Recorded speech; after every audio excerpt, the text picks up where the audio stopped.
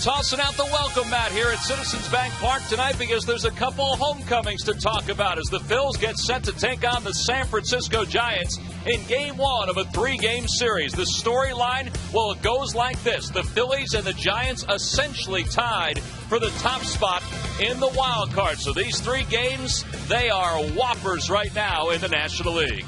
Hi, everybody. I'm Tom McCarthy along with Gary Matthews. Chris Wheeler will be here in just a little bit. That's right. It's Irish Heritage Night here at the ballpark, and they're welcoming back Chase Utley and Pat Burrell. Utley, of course, being the more important of the two right now, Sarge, because he is back and back in the starting lineup. Yeah, nobody thought he was going to be back this early besides himself. It's almost just like a miracle that this guy can get back this quick. And take a look when he actually ended up getting injured there. He hits the ball in the gap, going to go head first.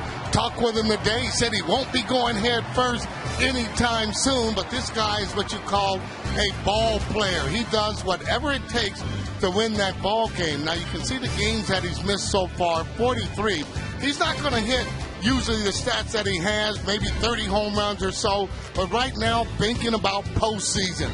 That's what it's all about for him, Tom. Yeah, the Phillies have done quite well without Chase Utley. They've won 26 of those 43 games, but it's certainly nice to have their leader back at second base, and he'll be batting second tonight against the Giants. All right, this begins a stretch of very important games for the Phillies, not only because they share the wild card with the Giants, but there's some big games coming up in the final part of the season. Yeah, it really is. They are very, very important. In the way that you want to make hay, you got to beat those teams head-to-head, and starting tonight there against the Giants. The Padres have been awful tough, and let's face it, you can never count out the Rockies and the Braves, and they got something to play for, those Braves. Bobby Cox's last year, Tom, and they're putting it all on the line for him. Yeah, that list doesn't even include the matchups against the rest of the National League East, which includes the Florida Marlins, the Washington Nationals, and the New York Mets. So it's Game 1 of 3 between the Phils and the San Francisco Giants. How about Roy Oswalt making his 4th start of the year against the Giants? The other 3 came against Tim Lincecum, so he's happy to see Barry Zito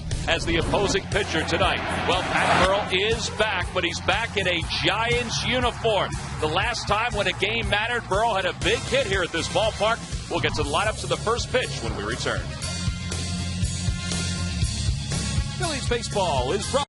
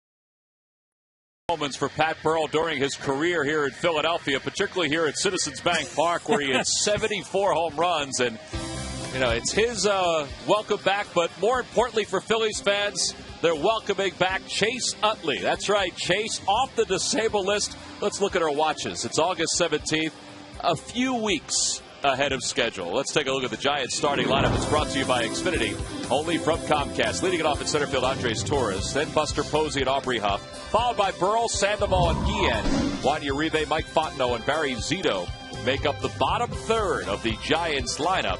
And they will face right-hander Roy Oswalt, who is ready to go and ready to get this wild card series kicked off between the Phillies and the Giants. 24th start of the year for Oswalt, and his first pitch is taken outside, and we're underway.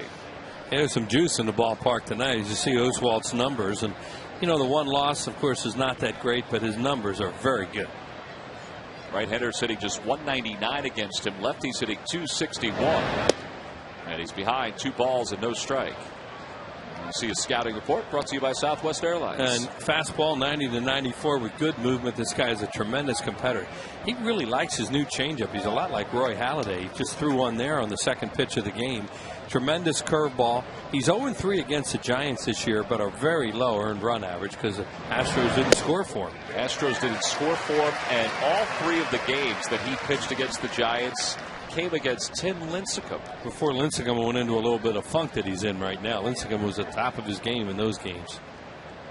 2-1 the count to Torres, and a swing and a miss. That fastball jumped on Torres, and it's 2-2. Torres is having a good year, hitting .288 with 11 homers and 47 RBIs. You might think, well, this is a pretty good young player for the Giants. Well, he's 32 years old. His numbers are a lot better left-handed too. He's a switch hitter. He can fly, cover ground in center field, and that big ballpark in San Francisco, that's really important. Well, he's hitting .314 against right-handed pitching this year. And he lines one over the glove of Sweeney down the right field line. Worth gets over to it quickly. Torres will get to second as the throw comes in on a few hops. And there's a leadoff double for Andres Torres, his 39th double of the year. Yeah, 39 doubles. You know, tied for first in the league with Jason Worth before that. And you can see the tremendous speed that he has. Well, it's time now for our keys to the game. Wheels brought to you by Nissan. Well, I'll go right along with how we opened the show there. Chase is ready to go, and Pat's back in town. Those are the keys to the game tonight. Absolutely. It's the end of the model year, and Nissan's laying it all on the line. Nissan's bottom line sales event going on now. Oh, a base runner in scoring position for the Giants right out of the chute. And here's Buster Posey, one of the bright young rookies in the National League. And he has really come out like gangbusters since his promotion to the big leagues. How about this guy? Florida State grad. They played him at first base for a while when he first came here, take some of the heat off him, and now he's catching after they get rid of Benji Molina. Lions one, right past Polanco into left field. Torres will hold up at third. He wasn't sure if that ball was going to be caught. And Posey has a single, and there are runners on first and third. Well, that was a changeup, and he smoked that. We saw that kid a number of years ago. Posey, there's good base running by Torres, as Tom said, to make sure it gets through. You're only going to third on that play. Here's another look at it. Hits that changeup, and Polanco gets a little leather on it there and slows it up. Posey was with the Seminoles a few years ago when they played against the Phillies at Bright House Network Field one night, and he, of course, was a great college player at that time. Well, here's Aubrey Huff, who has struggled over his last dozen or so games. In fact, you see there, 6 for his last 42. And the Phillies will concede the run to try to turn 2 here in the top of the first. Yeah, they're in damage control right now, just trying to stay out of a big inning right out of the chute.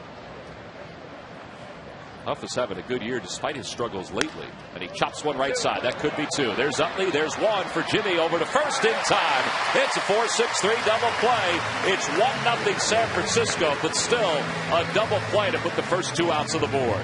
And here comes Pat Burrell.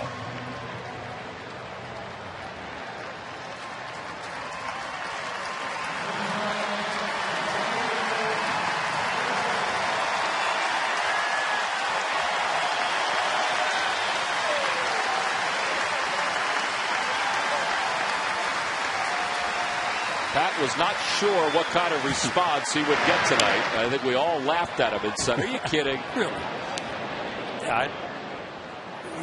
He's a little nervous tonight. You know, he's been going really well, but you could tell he was anxious, maybe anxious more than nervous. And I think he just wanted to get this first at bat over with. Signs all around the ballpark. New number. His number 5 was taken by Juan Uribe when he signed with the Giants as they appeal that check swing. So he went to number 9. His number 5 is being worn by Mike Sweeney over at first base. And what a renaissance he has had since coming back to the National League. And he hits one in the air deep to left field. And the Giants are on top 2-0. Ken Hurt with a changeup here in the first inning. I think that was a changeup. It was slow and it was up. And how about Burrow? His first official at bat. He had a home run here when the Rays were here in those exhibition games. But well, that one really counts. 75th career home run here at Citizens Bank Park. It's 2-0 San Francisco. It's Burrow's 11th homer of the season. Yeah, it's a changeup. Put that in the scouting report how much Oswalt is using that new changeup of his, and he's gotten hurt with it here in the first inning with a single and a long ball. First home run that Oswalt has allowed in a Phillies uniform. And here's Pablo Sandoval. Well, Burrow heard the cheers and then with that home run for somebody else heard the boos. Yeah, they're going to cheer him, but they don't want him hitting the ball out of the ballpark. No. Looks different with that 9, doesn't it? He does. Aaron Rowan just high-fived him, another former Philly. Oswalt's really struggling with a changeup here in the first inning. Just missed with another one there. It's either getting hit or it's out of the strike zone. Fastball tails outside. 3-1 to Sandoval. Sandoval's hitting .269, 8 homers and 47 RBIs. 23-year-old switch hitter.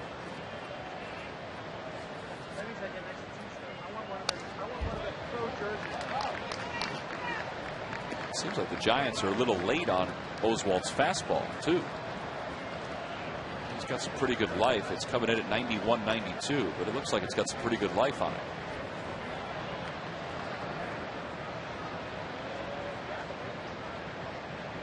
And a call, strike 3, right at the knees with a little heat. And the side is retired, but a little damage done by the Giants here in the first. A run scored on a double play, and then on a home run by Pat Burrow. We go to the bottom of the first. It's the Giants 2 and the Phillies coming up.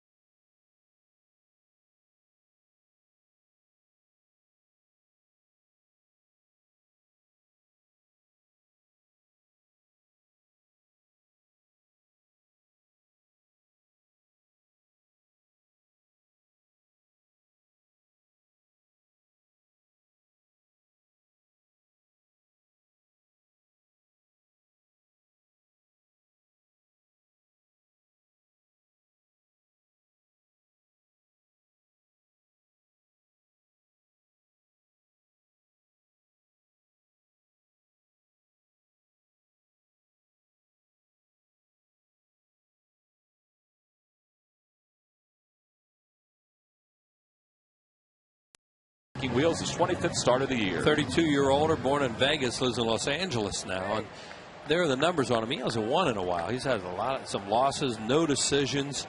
But, you know, he dominates left-handed hitters, and Barry Zito can be very, very good if he's getting his curveball and changeup where he wants it. Lefty's hitting just .207 against him this year. The first pitch to J-Roll was over for a strike. He's not going to throw very hard, as we show you there in the Southwest Airlines scouting report. He'll pitch backwards with the breaking ball and changeup, and his fastball in the area of 84 to 88. That's his record against the Phillies. One of those games was with Oakland.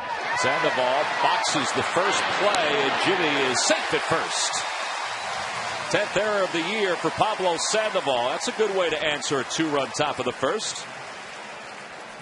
Listen to the ovation for Utley now there, but that wasn't even a tough play for Sandoval.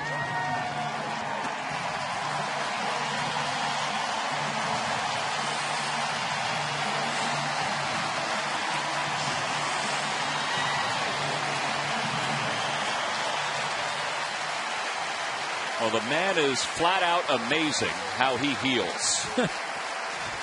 I guess.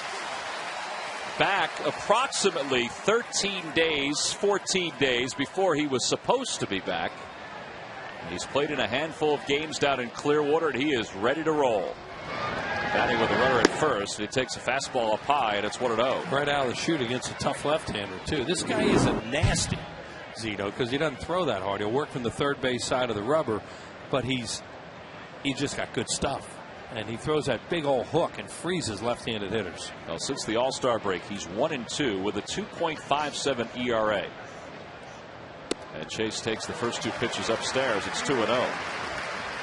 Now, if you recall back in 2007 when Chase came off the disabled list because of the broken bone in his hands, he was 8 for his first 18 with 2 runs scored and 6 RBIs in the first 4 games. Phillies won the first 4 games he was back. That works. And he lines one down the right field line. Wouldn't that have been dramatic right there? And it hooks foul, and it's 2-1. Well, Zito is, you know, he figures timing is going to be a problem for him. As you see Chase and the Phillies record with him in the starting lineup. No surprise how good it is.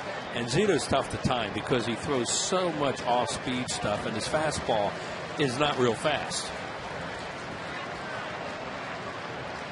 Jimmy leads off first. And he rolls it toward the left side. Sandoval again underhands. And they get one. Boy, I thought Fontenot was off the bag when he caught that ball from Sandoval. But there's one away. That's an example of how tough a guy like Zito is to face with your timing, let alone without it. As he got way out in front of an off-speed pitcher and just squirted off the end of the bat. And Zito will not give in with fastballs in fastball counts as he didn't there. Oh, with one out, here's Placido Polanco. Polanco's had a good month of August. He's hitting .345 this month, and he certainly has enjoyed his time against Barry Zito. 9 for 13. By far the best average of any Philly against Zito. And he takes a fastball for a strike, and it's 0-1.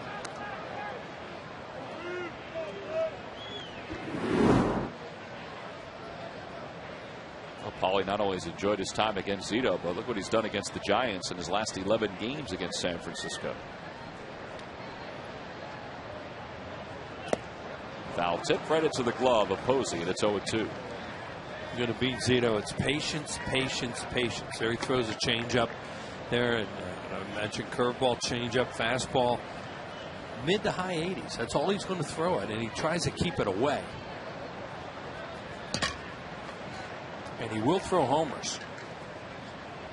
Yeah, in fact, he's allowed 8 home runs in his last 5 games. It's the most he's allowed during that, shortest stretch or longest stretch, depending on how you want to look at it, since 2007. He was really a bust for a while with the Giants. Big time money, huge contract, long term. And lately, last year he started picking up a little bit, and this year he's been good again. 0-2 the count to Polanco.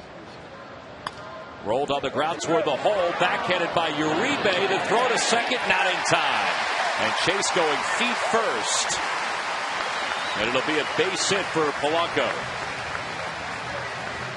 Yeah, that's a good point about feet first. That play, you're always going to go feet first anyway, because, that slide is not a head first slide. The head first slide is for, to try and beat a tag on a stolen base, or unfortunately a throw to the outfield when you're trying to get around the bag and around a tag. When you're going into the bag straight like this, you always want to go in feet first because you're not worried about a tag. And it will be interesting to see, as Chase beats it, what he will do. There's the head first right there, and that, of course, was a play to the outfield where he's trying to slide around a tag. And he thought he was safe. Yeah, he didn't even look at his hand. One out. Here's Jason Worth. And Jason takes a pitch outside. Chase this past weekend played in 4 games for Clearwater, including a doubleheader yesterday. Made a couple errors in the field, had 3 hits, including a triple. Drove in a run.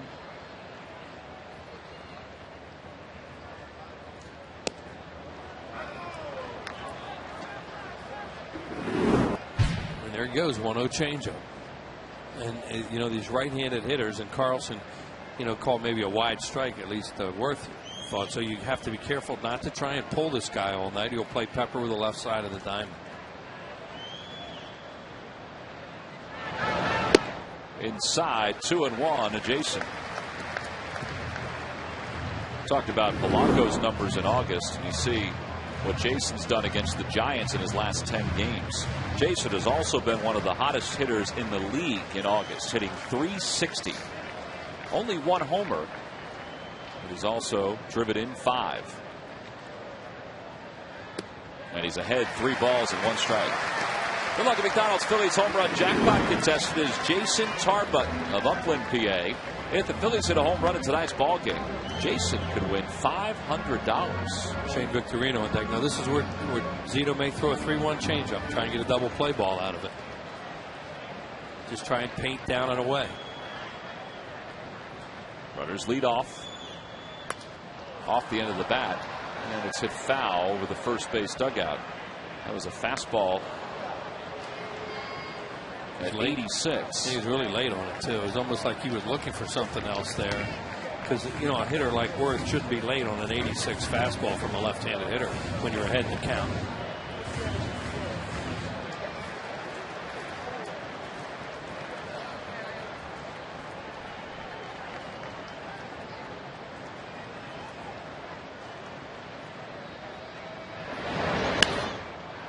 Out in front, pops it up. Right side of the diamond. Infield fly roll has been called by the umpires. And a changeup, and there are 2 away. So Jason's retired, and that'll bring Shane Victorino to the plate.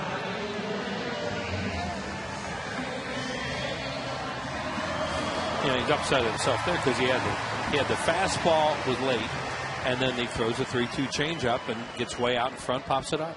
But that's Zito. That's what he'll do all night, and it depends on whether or not they adjust to him. There's Victorino, 5 for 12 in the series against the Mets. And he takes a curve for a strike, and it's 0-1. That may have been the first curveball he's thrown. I was thinking the same thing. And that's his big-time pitch, too.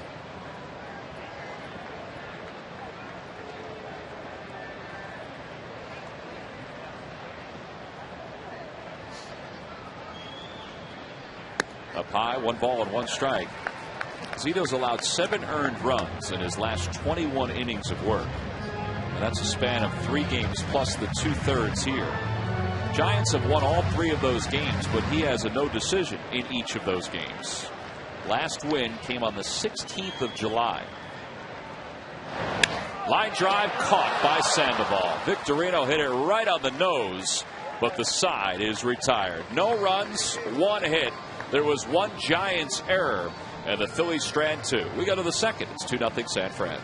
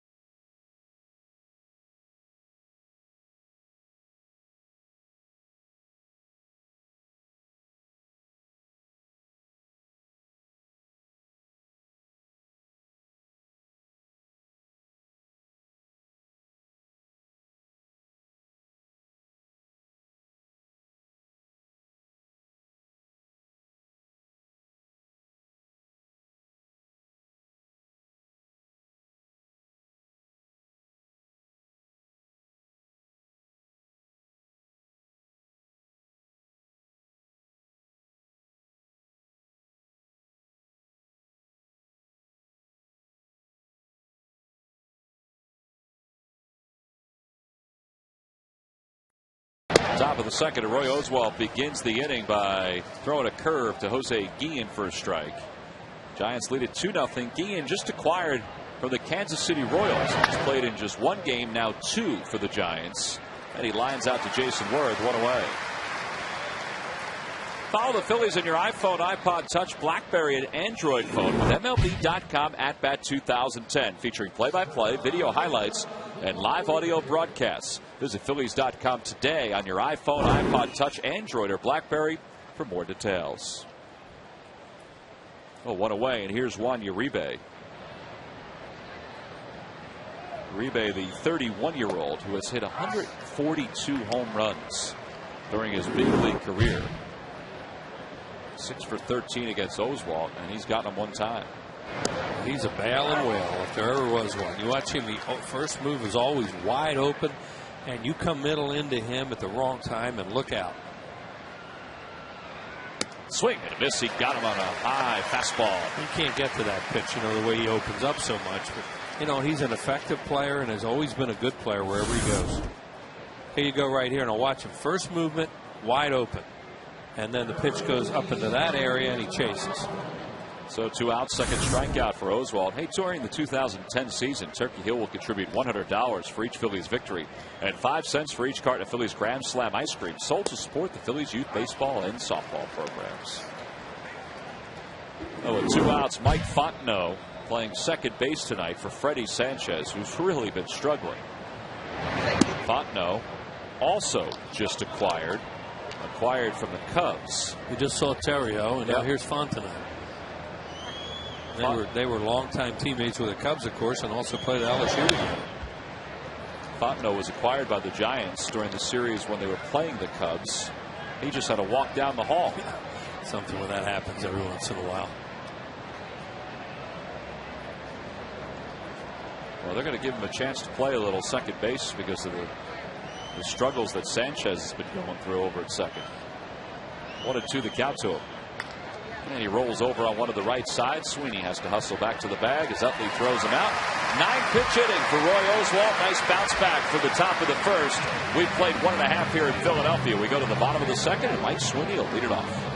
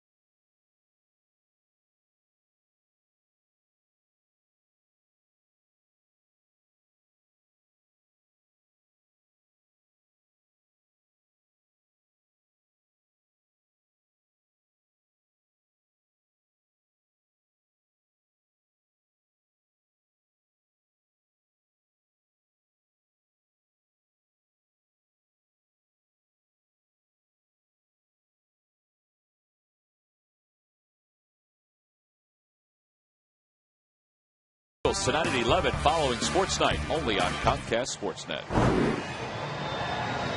Bottom of the second here in Philadelphia. Phillies trail at 2-0. That group, like every other group at the ballpark, hoping for a little Phillies offense tonight after a very good series up in New York, in which the Phillies took 2 of 3 from the Mets, including a victory in a rain-soaked setting on Sunday night. And they haven't hit much again. They're in a little bit of a hitting funk again, but they played well in that game on Sunday night. Got some 2-out hits, stole some bases, and pitched well in that game. Now Oswalt, of course, they don't score for him just the way the Astros didn't score for him, so you hope they'll turn that around sooner or later. Mike Sweeney leads it off here in the second, and he's ahead 2 balls and no strikes. Sweeney is 6 for 23 in a Phillies uniform.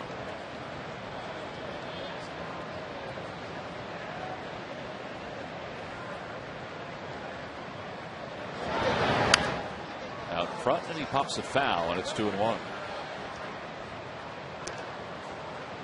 A lot of folks thought that Ryan Howard would be over at first base tonight instead of Mike Sweeney. Ryan's probably still a few days away with that sprained ankle.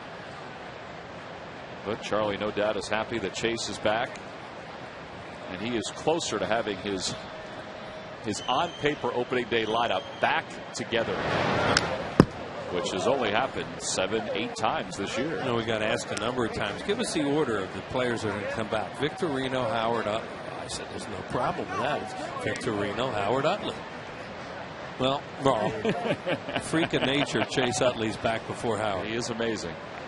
Thought that was an easy one. And it's not that Ryan's taking a long time. It's just that Chase, well, moved rather quickly. I thought, you know, Chase definitely. There's Ryan would be at the end of this month or even into September. Grounder left side, and Uribe's got it. 1 away. So 1 out here in the second. Well, we talked about, you know, this series, how important a matchup it is. Well, how about the rankings in the National League between these 2 starting staffs? Look at that, Wheels. I mean, it's pretty close. Yeah. Good pitching. Good starting pitching. The complete games, of course, are way out of whack with the Phillies because of one guy, Roy Halladay. But, you know, they are very, very similar for Bruce Bochy's club and Charlie Manuel's. Well, and his starters, when you see Bruce's numbers, 16th year as a major league manager, his starters are 0-7 with 5 no decisions in their last 12 games. And they've still won games because their bullpen is so good, and they've been able to pull some games out at the end. Want to know the count to Raul Ibanez, and Raul ends what has got to have felt like a season-long drought between hits. He was 0 for his previous 18 before that hit. Yeah, he was hot before that. He had 18-game innings. That's baseball. Comes and it goes. Nice swing here. It looked like a fastball, too, and he just leveled off on it and shot it right through the middle. So he's aboard with 1 away, and here's Carlos Ruiz. Carlos has had a good month of August, 5 for 13 in the series against the Mets. In the dirt, scooped up by Posey. Carlos pretty much straight away. A lot of teams cheat towards right center on him, but you're not going to do that with Zito because he doesn't have anything hard. So the odds are you're either going to pull it or hit it straight away. And there you see, that's about as straightaway outfield defense as you're going to see. And rarely do you see that with Ruiz. Center fielder is usually in right center. The other thing, too, in these first couple of innings, we're used to Aaron Rowan being out in center field for the Giants. Torres plays pretty deep center field. He is deep. You see the distribution of hits for Carlos. Opposite way, flicks it foul, and it's 1-2. He just thrown 1 pitch inside so far to a right-handed hitter. Now, let me check that, too. He threw a fastball and a curveball. And, you know, it's not like he's keeping them honest. There you see how deep he is in center field. It's not like he's really keeping them honest where they can't cheat away a little bit on him. And we'll see if he changes as the game goes along. 1-2 the count to Carlos. Roller toward the middle. Could be 2. Fontenot to Uribe for 1, and it's 2. 4-6-3 double play, and the side is retired. No runs, 1 hit, nobody left, and Zito got Carlos Ruiz to do exactly what he wanted. Out in front, and a 4-6-3 double play to finish off the second.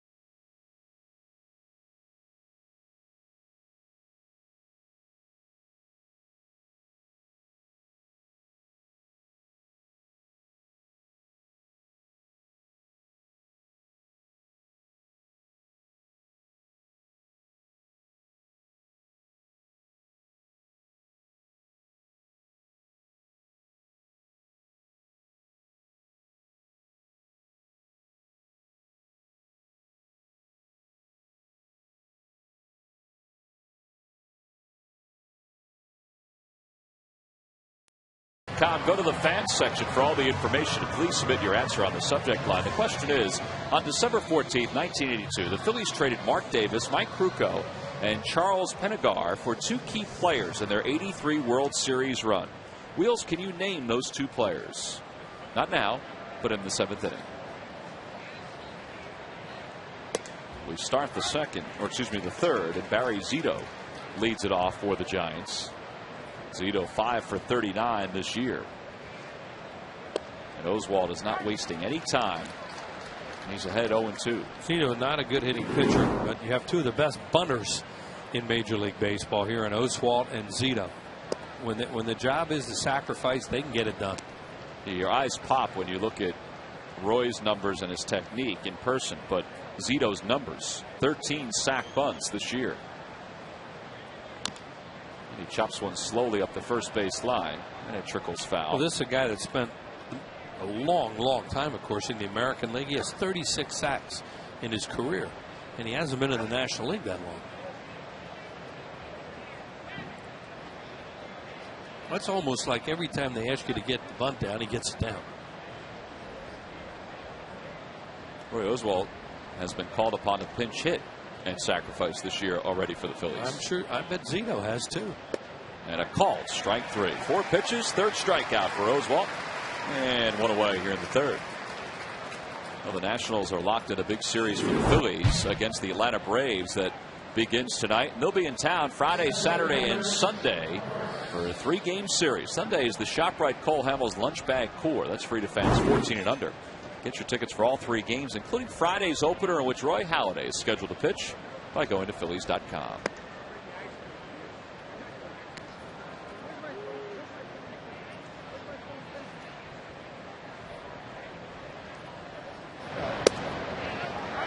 One and one, the count to Torres. I think Steven Strasburg is lined up to pitch Saturday's ball game for the Nationals. Pitch Sunday. Toward left center field, Victorino on the run, and he makes the sliding grab. I thought that ball was hit harder than it was, and I think Victorino thought the same thing. 2 outs. Nice play. Yeah, right there, he feels that he has to go into a slide to catch it. Does a good job. Oh, with 2 away, here's Posey. Posey extended his hitting streak to 4 straight with a first inning single. And he takes a breaking ball for a ball. The Giants really didn't have a need for a catcher this year, but Posey, well, he was moving pretty fast, and at the time of his promotion, he was hitting the ball pretty well in AAA, and they had Benji Molina as their catcher, so that's why they brought him up and put him at first, because they figured, all right, let's get his bat in the lineup. Take a little heat off him, instead of having a young player come up and have to handle a tremendous pitching staff like they have. They have one of the better pitching staffs. We showed those numbers earlier. You see where he sits among rookies in RBIs, and he hasn't been here the whole year. It's that hard, and it's right past Jimmy Rollins for the second hit of the night for Posey.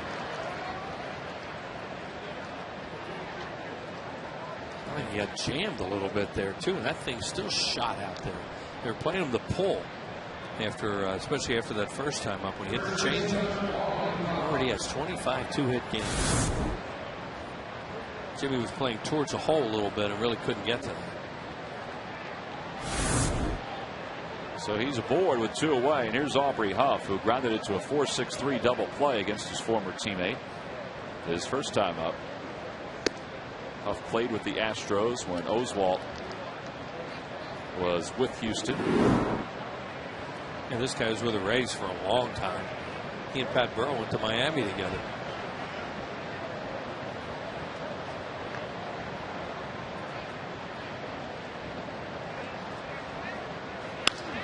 On the hands, but to left center field. Ibanez on the run into the alleyway. He got there, and he makes the grab, and the side is retired. That ball hung up there nicely for Raul, and it also sliced back to him.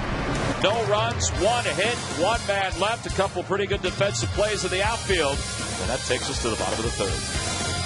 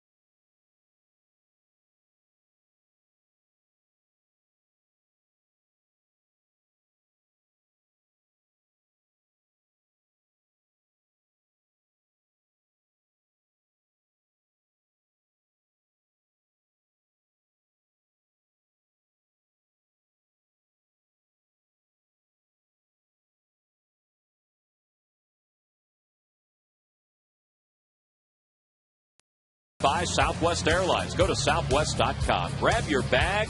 It's on. Oh, it's a gorgeous night here at Citizens Bank Park, and the Phillies, well, they should get used to this ballpark. Raul Ibanez certainly has been used to this park this year. He's hit well here in Philadelphia. Phillies will have 10 straight games here at home.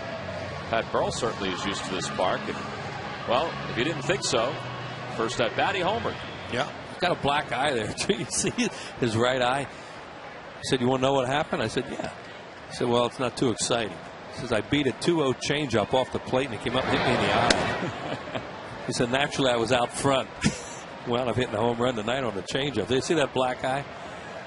He said, I really like to give you a lot more exciting story than that, but that's what happened. Oswalt grounds it over to second. Fontenot to his right, and one away. So when'd you do it? He gives you those looks. Yeah, I think Saturday. I think Saturday. Well, it has certainly been a renaissance for him, and as he said, he probably just didn't get used to playing the role of DH. Just needed to be out in the field. Yeah, he really loves being in San Francisco too, because he grew up in San Jose, which is do you know the way to San Jose? It's just south of San Francisco. Jimmy out in front, and he pops it softly behind the plate. Posey makes the catch. Well, this guy is so much like Jamie Moyer. He can really give you comfortable offers. If you don't have patience against him, and that's what Zito preys on, his hitters' impatience. Watch right here, he throws him a curveball, big old spinner, and Jimmy way out in front of it and doesn't hit it hard enough to foul it out of play.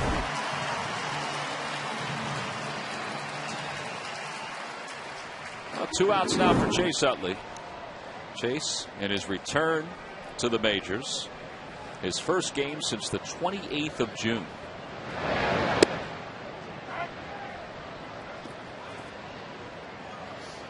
And Zito starts him off with that curve, and it's 0-1. Zito beat the Phillies once when he was with the A's.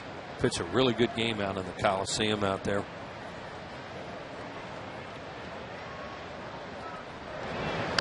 Well, he's only allowed 2 earned runs in his last 2 starts against the Phillies.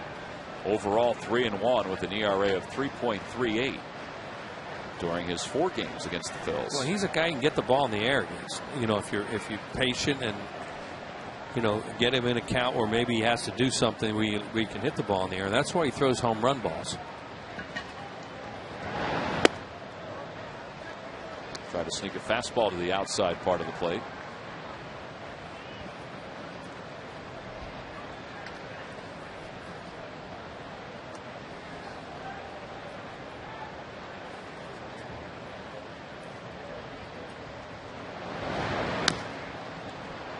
And Chase tops one to stay alive. How many swings have you seen tonight just like that from the Phillies lineup, where they're all out in their front foot, and that's what Zito does to a lineup if you allow it. And right now they're first time through against him, but watch how many outs he's getting with hitters way out in front.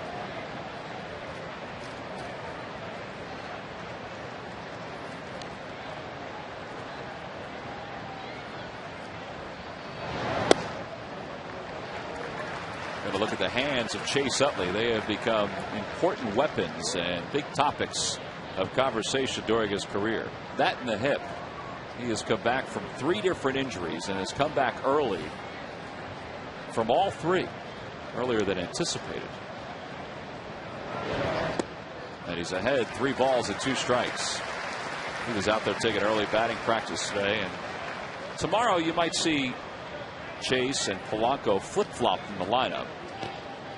But because there's a left-hander on the hill tonight, this is kind of the setup that Charlie had before Chase went on the DL. He wanted to break it up a little bit. And he rolls it to the right side. Fontenot waits, and he'll be busy with left-handers tonight, whereas Uribe will be busy with right-handers. If Zito continues to be on top of his game, he retires the side in order. We go to the 4th. Pat Burrell is due to lead things off when we return.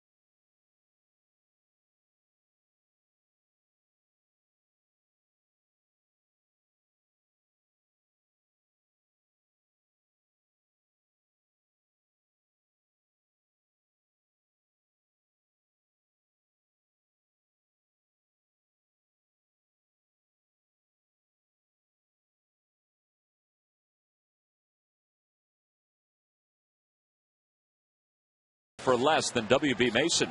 With free next day delivery and in many locations, free same day delivery, WB Mason is the one office supplier that really delivers. Who but WB Mason? Pat Burrell leads it off here in the fourth, and Roy Oswalt starts him off with a breaking pitch. And it works ahead 0-1. Burrell hit a changeup over the wall for his 11th home run in a Giants uniform. He hit only .202 with 2 home runs for the Rays. Gary Matthews joins us here. And Sarge, break this down. Right out over the plate. You saw him drop his head. He knew it was gone. And no doubt about it. Pretty good mechanics, though, that he had on that swing. Talked to him earlier. He's a little bit nervous in coming back. Didn't know what kind of ovation, if any, he was going to get. But Philly fans very appreciative. 2-2 the count. Well, I told him before, I said, what do you mean you don't know what kind of reaction you're going to get? You're going to get a really good reaction. And he did. Yeah.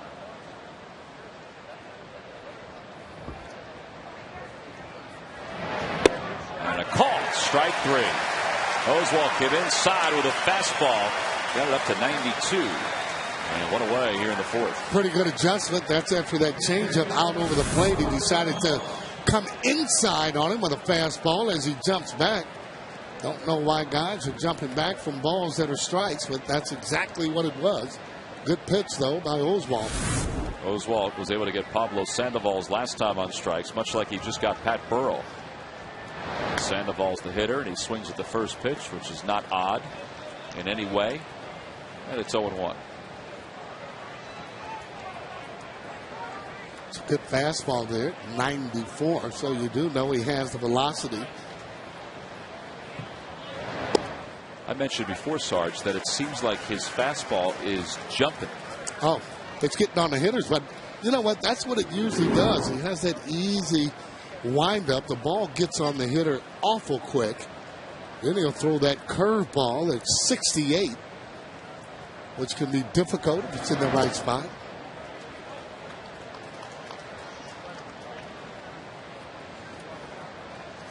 Good demeanor on the mound. Doesn't let a lot of things bother him, and veteran pitchers don't.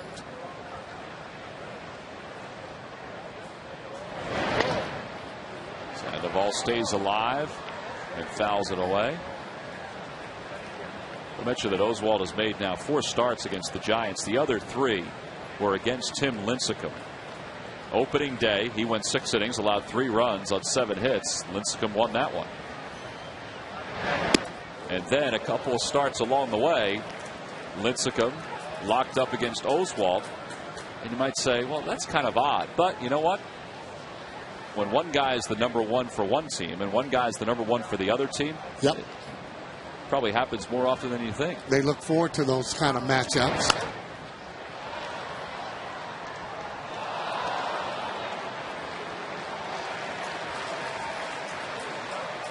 In those 3 starts, Oswalt allowed 2 runs twice, 3 runs once. Lincecum, well, he worked deep into all 3 games. Down the left field line, Ibanez on the run. And it's out of play.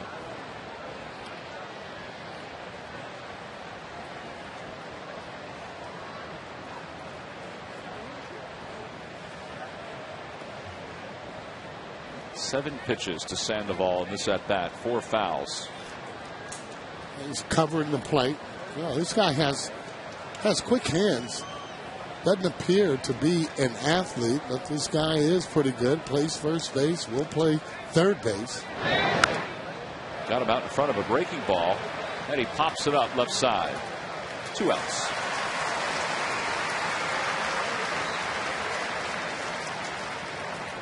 Well, next week, the Houston Astros will wrap up this long homestand against the Phillies Monday, Tuesday, Wednesday, and Thursday. And 2 of those games, Brett Myers and Jay Happ are scheduled to pitch, and Roy Oswalt scheduled to pitch against his old team. You can get your tickets for any of those 4 by going to Phillies.com. Thursday, the 26th, the Citizens Bank Roy Halladay Pride of the Phillies print. That's free to all fans. Here's Guillen, and Oswalt quickly ahead 0-2. Well, Guillen will help them out. He's the type of hitter will hit balls the other way. Usually hits with no fear at the plate.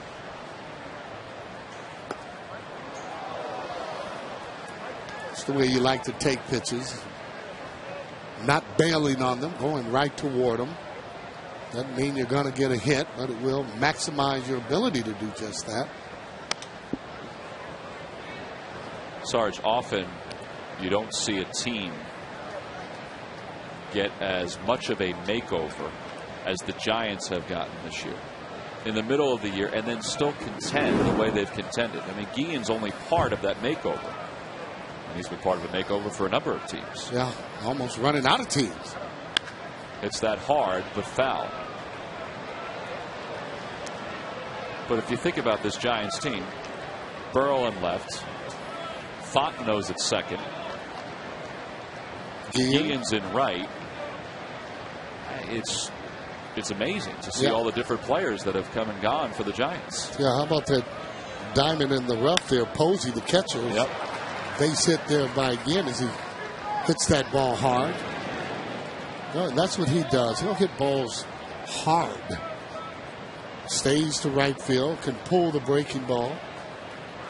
But it also tells you you've got a pretty good manager and a good clubhouse when you can make those kind of changes. Not only that, they have pretty good pitching that will keep them there when they and try and get the pieces in order. But when you bring over players and all of a sudden they get hot, it just gives them a whole shot in the arm like Pat Burrell did coming over with the home runs that he has hit. Kind of put some of the guys that's been playing on notice. Hey, you got to get your game together or you just won't be playing it right now. Aaron Rowan has not been playing a lot. Maybe have lost his job. Uribe takes one outside. Well, with all the changes the Giants have undergone since the 5th of July, they have the best record in the majors. Phillies are in that conversation too, as you see. And the Twins with 24 wins are there as well.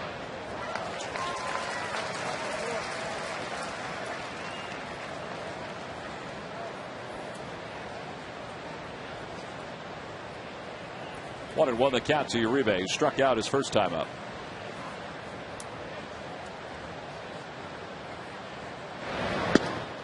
Ruiz throws behind Guillen, and he gets back before the tag.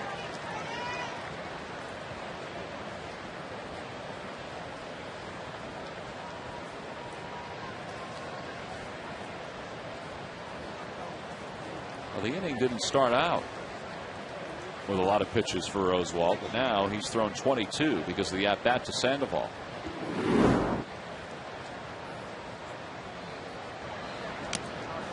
Foul tip, but it's 2-2.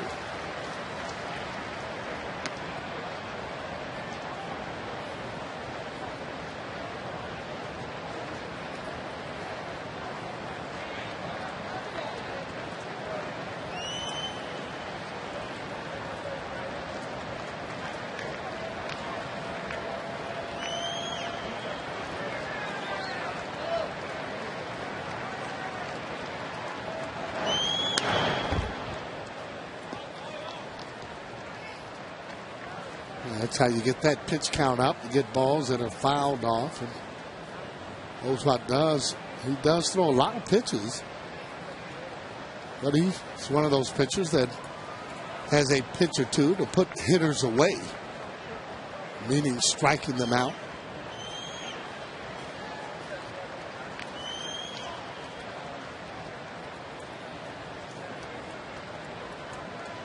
Well, he has 4 strikeouts tonight. He's looking for another out here. With Guillen leading off first. It's 2 balls and 2 strikes to Uribe. And he got him. Got him on a fastball for the second straight at bat. 5 strikeouts in the game for Oswalt. No runs, 1 hit, 1 man left. He's kind of settled in since that rocky first inning. Let's see if the Phillies offense can settle in when we return.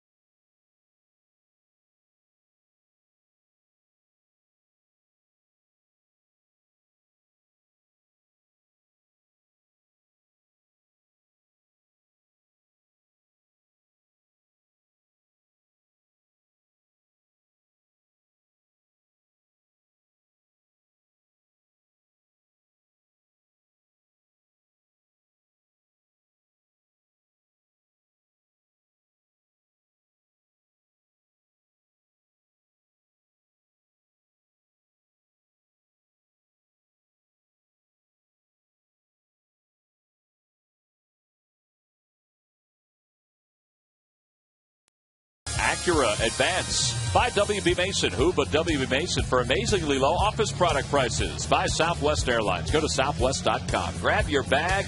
It's on. And by your participating Philadelphia area Chevy dealers.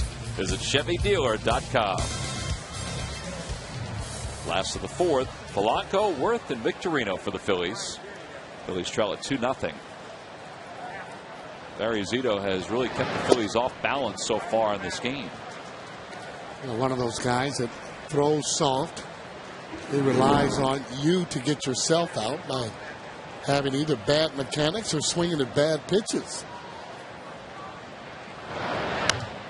Little looper down the right field line. That's going to drop in for a base hit. Well, sometimes the game provides you with a glimpse of a little good luck on Irish Heritage Night, Sarge. Yeah, and he just went through the ball there. Now, he gets jammed on this, but he's so strong he can fight it off and get it into right field. That a lot better than pulling off balls or hitting little ground balls. Even though not hit hardly, trust me, he'll take it. Jason popped out his first time up to first base. So he's 0 for 1.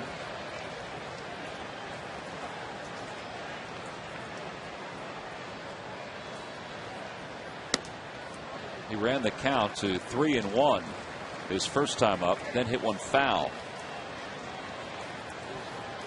And then with the count 3-2, popped out to Huff over at first base. Yeah, you'd like to let that ball come to you from him because he does throw so soft.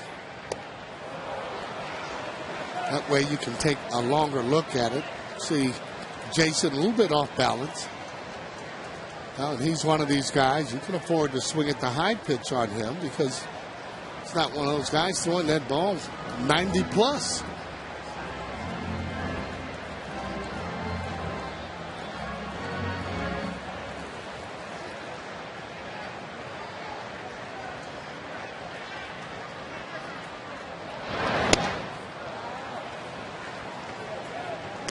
That was just placement of that fastball right there. Good fastball on the outside part of the plate. Well, Jason, you see the leader in the National League in 2 strike hits.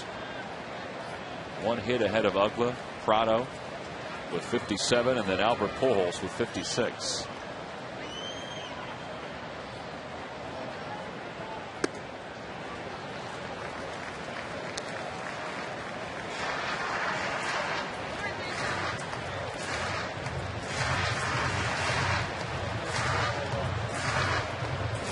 Really, when you want to take advantage on guys getting hits, being able to go first to third.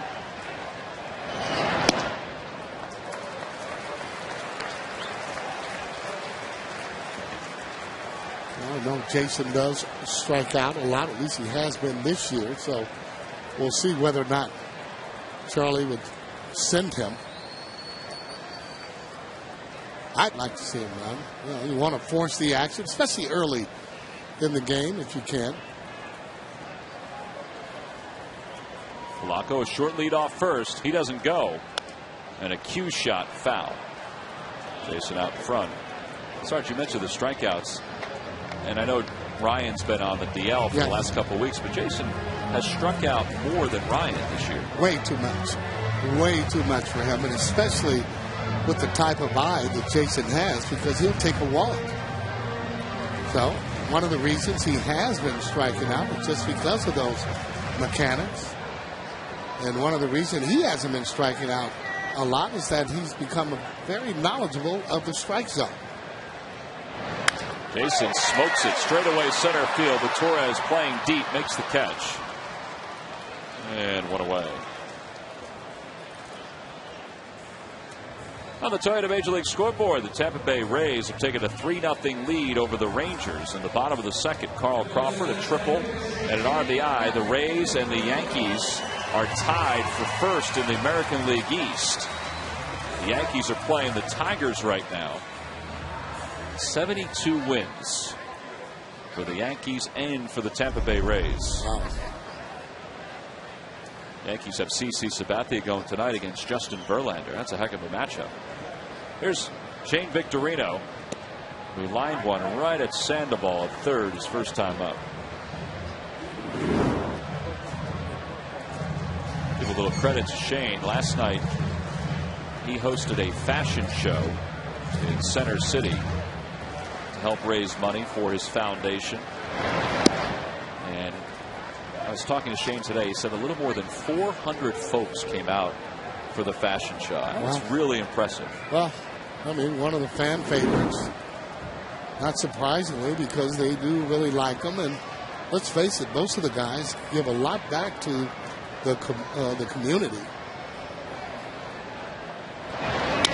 Rolls it toward third. Sandoval's got it. There's one at second and two. A 5-4-3 around the horn double play. It's the second double play of the night for Barry Zito, and the side is retired. We've completed 4. Giants still lead it 2-0.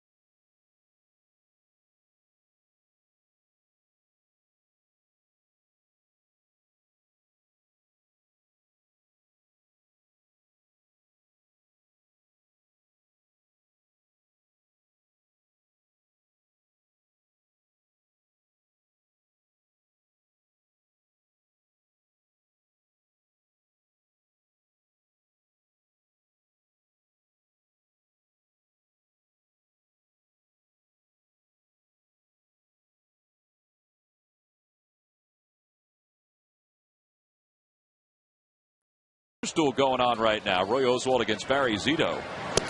And Oswalt facing the bottom of the Giants order. Mike Fontenot, Barry Zito, and Andres Torres. Fontenot grounded out to second his first time up, so he's 0 for 1.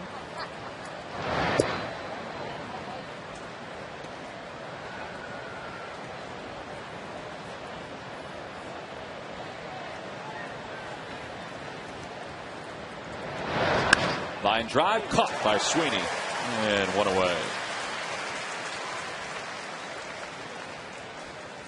So one gone here in the 5th.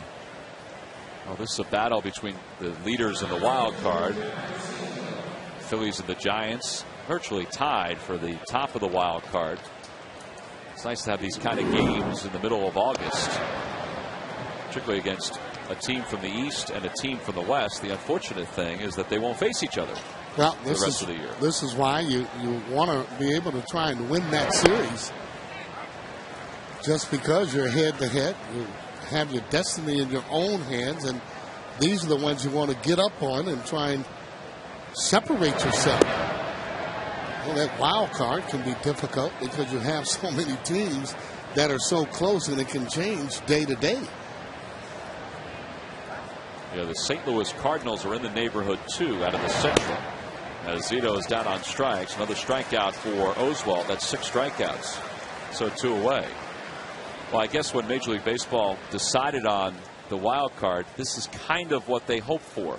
You know, where there would be matchups like this during the course of the year, late in the season. Yeah, and you keep the interest of the fans involved in it in both cities, at least the cities that you have them going for postseason with that wild card. So that's a good thing. That's been a good thing. Well, we talked about the Phillies' schedule. 24 games for the Phillies coming up in 23 days. That includes the day-night doubleheader against the Florida Marlins. This is a rather lengthy stretch of ball games without a day off for the team. Well, it really is, too. And, again, the little things are going to make you be able to win, and you want to do the best you can to do just that.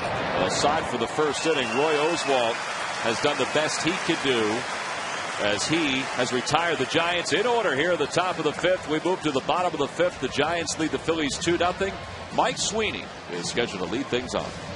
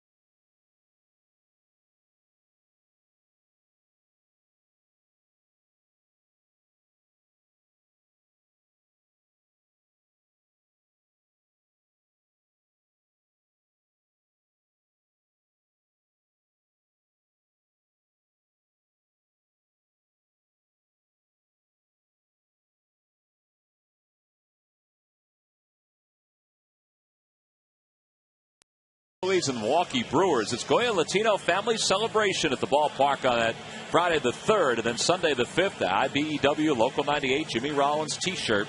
That's free to fans 14 and under. Get your tickets for that series and every other series coming up here at the ballpark by going to Phillies.com. Last of the 5th. It's a 2-0 lead for San Francisco.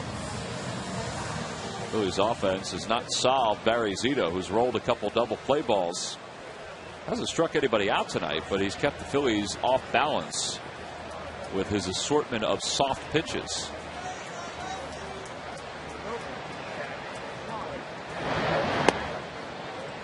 Zito probably hears this from every telecast. Doesn't matter what series the Giants are playing.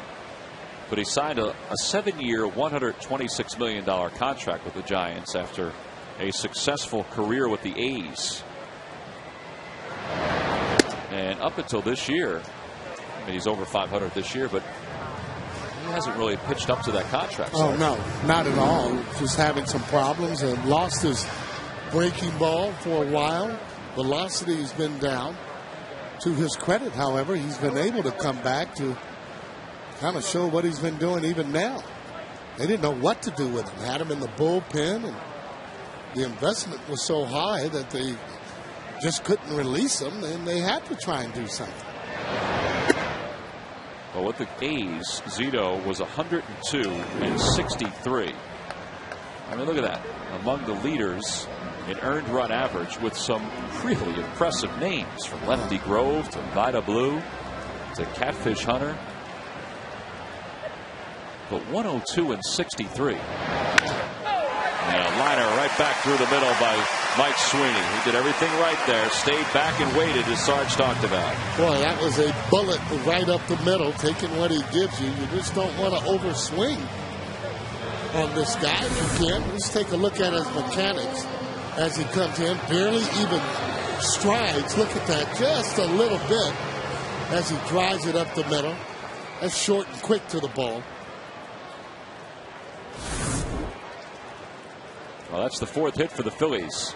And here's Ibanez. He singled his first time up. Good play by Posey, and it's 1 ball and no strikes. There's Ryan Howard. He's hoping to get in there sometime in the next week or so.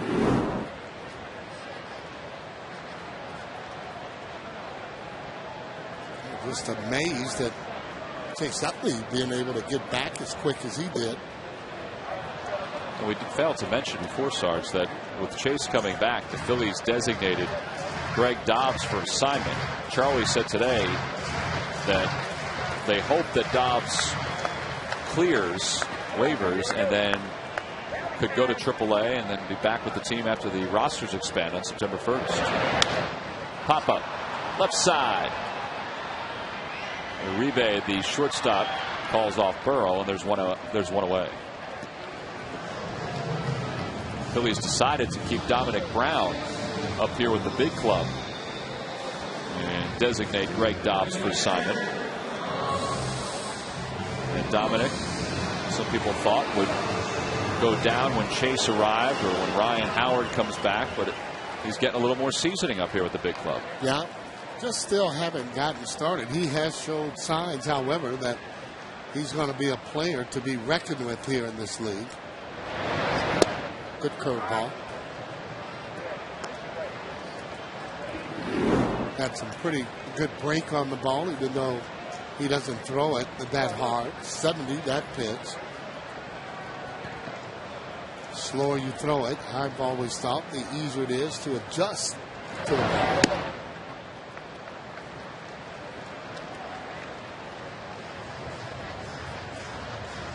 That being said, Phillies haven't adjusted so far tonight. Not on the breaking ball. None of those breaking balls for me so far have been hit hard. That one's hit hard, but foul. Headed toward the upper deck. And it drops below. That curveball, you don't have to go out and get it as a hitter. You can let the ball come through you and really track that ball. Again, not trying to overswing on it. Should have a little bit better success. The harder you swing, the more difficult it would be to hit his pitches.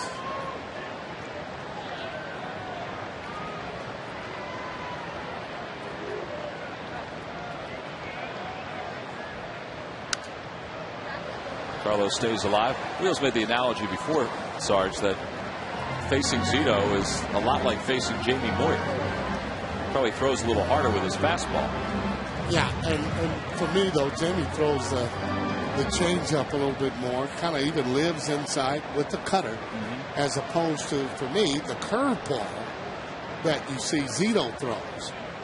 But the thought is that as a hitter, you can't try to pull Zito, just as you can't try to pull Jamie Moyer. He would be right in saying that if you're talking hitting that ball up the middle or trying to stay the other way with them. Yes. 2-2 the count to Ruiz. Outside, 3-2. There's Jamie, who's continuing to try to rehab that sore tendon in his left arm.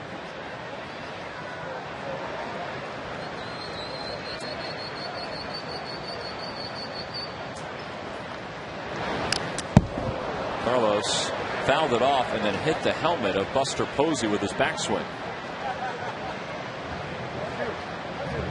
Carlos certainly knows how that feels. Oh boy. Watch the backswing here. That's some power. And bam! Right across the head there as Posey goes down.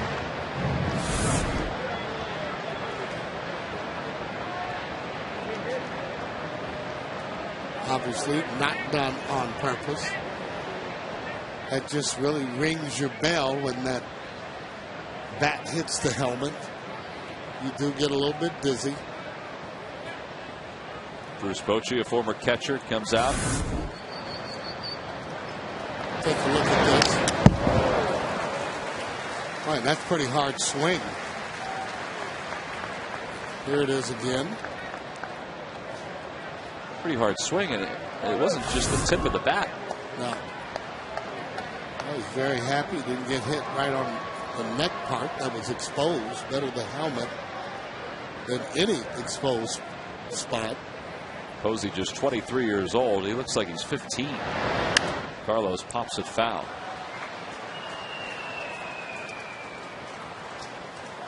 Carlos fouled a few pitches off here with one down in the bottom of the fifth. A 2-0 Giants lead. This will be the 9th pitch of this at bat.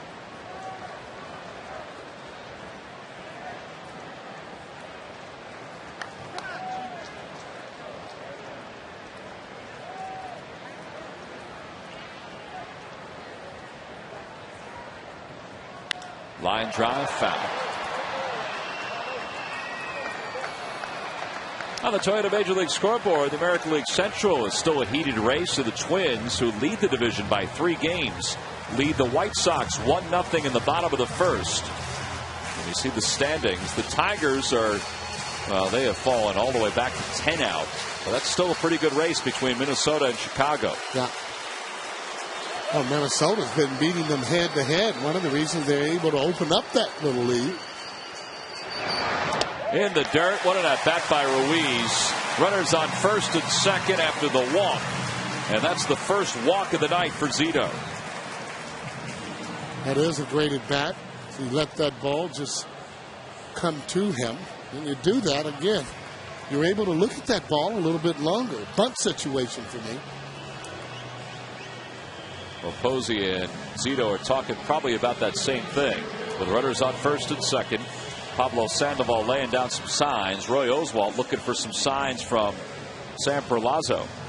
Well, Oswalt wants to make sure third baseman is going to field the ball. They want Panda to be coming up and fielding that ball. Therefore, there will be no play at third base. The Phillies don't have a whole lot of speed on the base paths right now with Sweeney and Ruiz.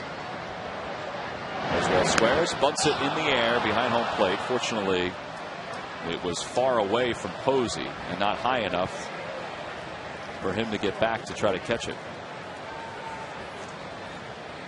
95 career sack bunts for Oswalt.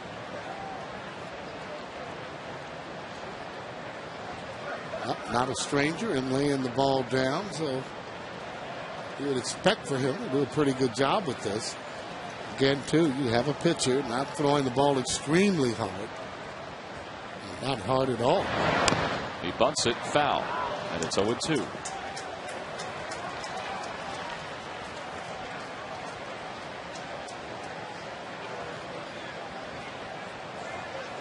Think Charlie's going to keep it on, Sarge? I would think so, yes.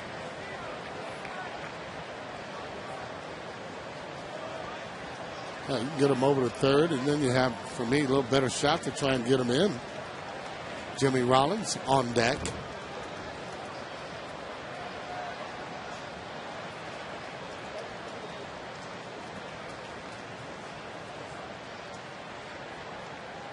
He does square, and he takes it for a ball.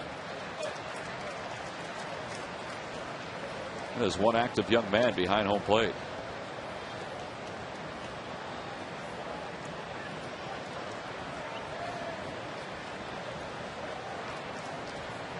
Well, he's having a good year offensively. This Posey, 337. Wow. 1 ball, 2 strikes the count to Oswalt. 2-2.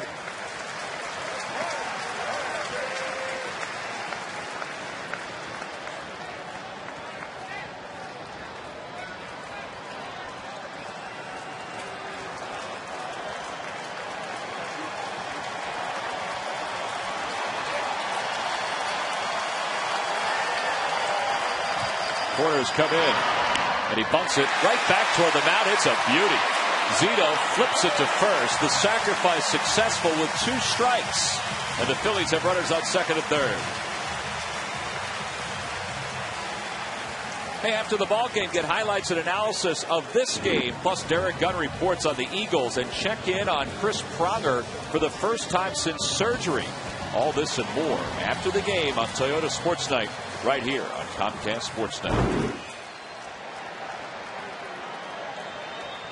Oswalt looks like he's a little unhappy that it took him a few pitches to lay that bunt down. Well, very lucky, too, though, bunting it right back to the pitcher. We've seen pitchers jump on it and throw that ball to the leading runner. Pretty good pitch. Curveball again.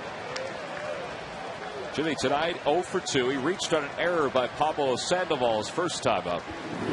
2 outs. The Phillies with 2 in scoring position. Looking to get on the board against Zito. Trailing at 2-0. And a line drive toward left center field. That's going to drop in for a base hit. 1 run scores. Here comes Ruiz. The throw is cut off. And the Phillies have tied the ball game up at 2 apiece.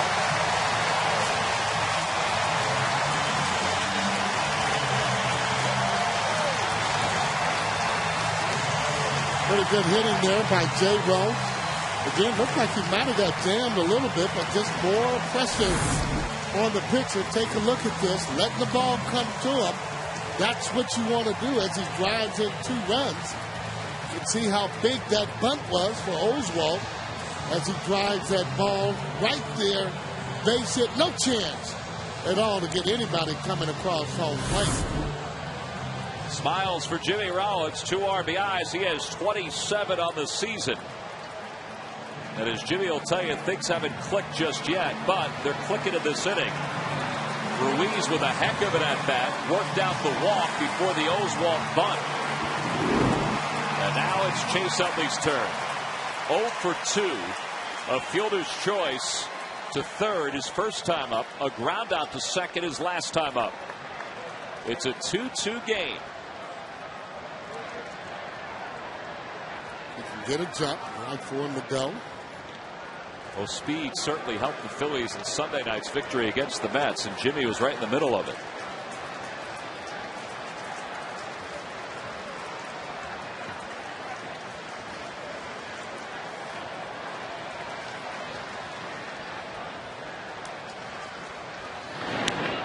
This is the first time since he was in college that we've seen Buster Posey behind the plate. He's thrown out 12 of the 35 base runners who have tried to steal against him this year. That's a very good percentage in this day and age in baseball. It's 34%.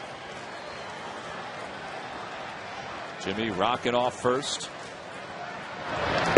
And Chase takes a fastball for strike 1.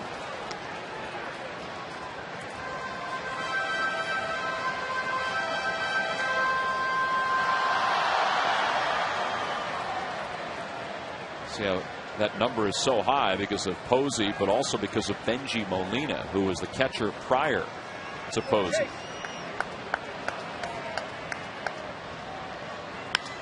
the air to center field, Torres trots back toward the track. He's on the track and he puts it away, and the side is retired. That ball actually carried a little farther than I thought. Phillies do get 2 on a 2-run single by Jimmy Rollins. They pull even here in the bottom of the 5th. It's a 2-2 game.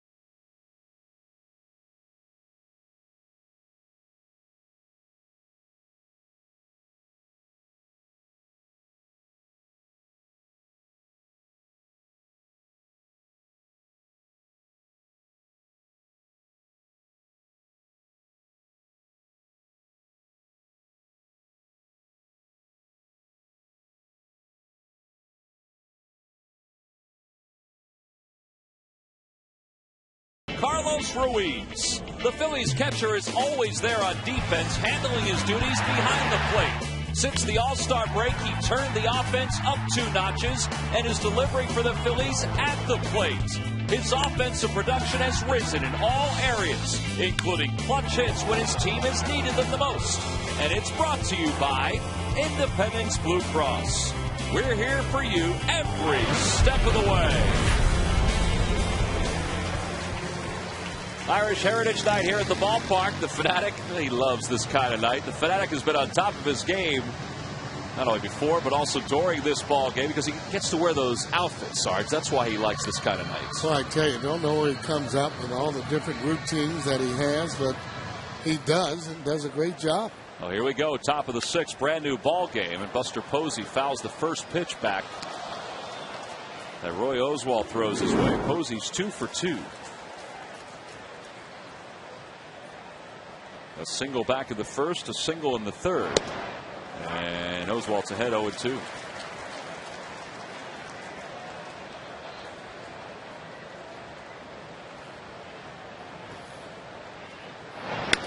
Over towards shortstop. As long as Jimmy makes this play, they finally retire Posey. One away here in the sixth.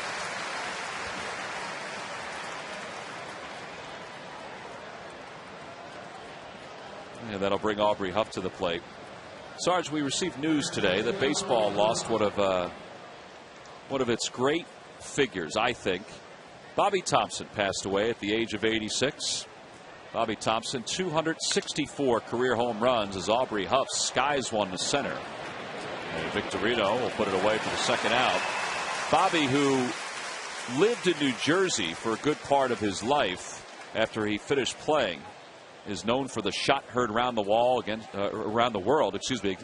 which he hit against the Dodgers in 1951 to win the National League pennant for the Giants.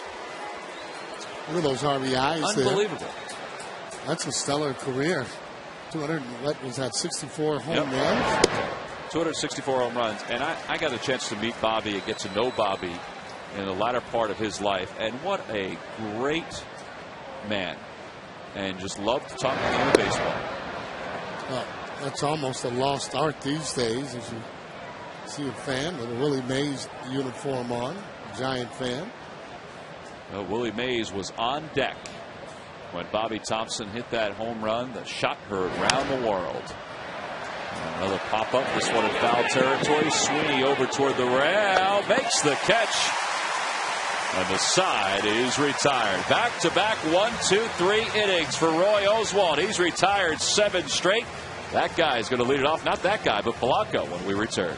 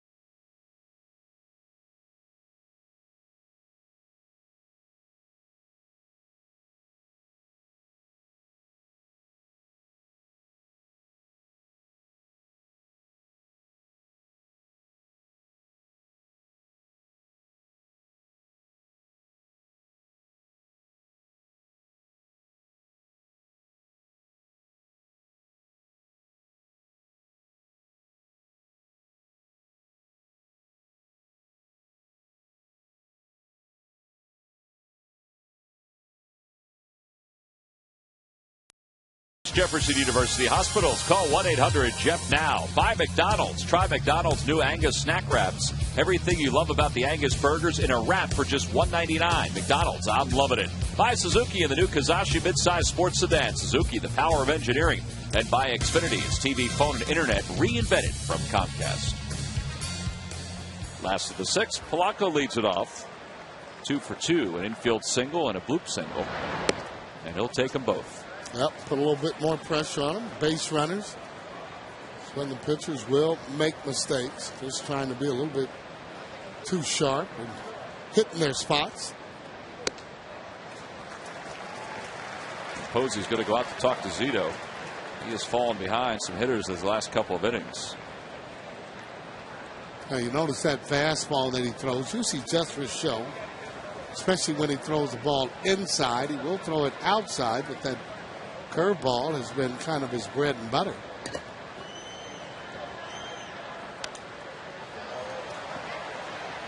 Polanco got a fastball, but it was in a little bit, and he pops it foul. And it's 2 balls and 1 strike.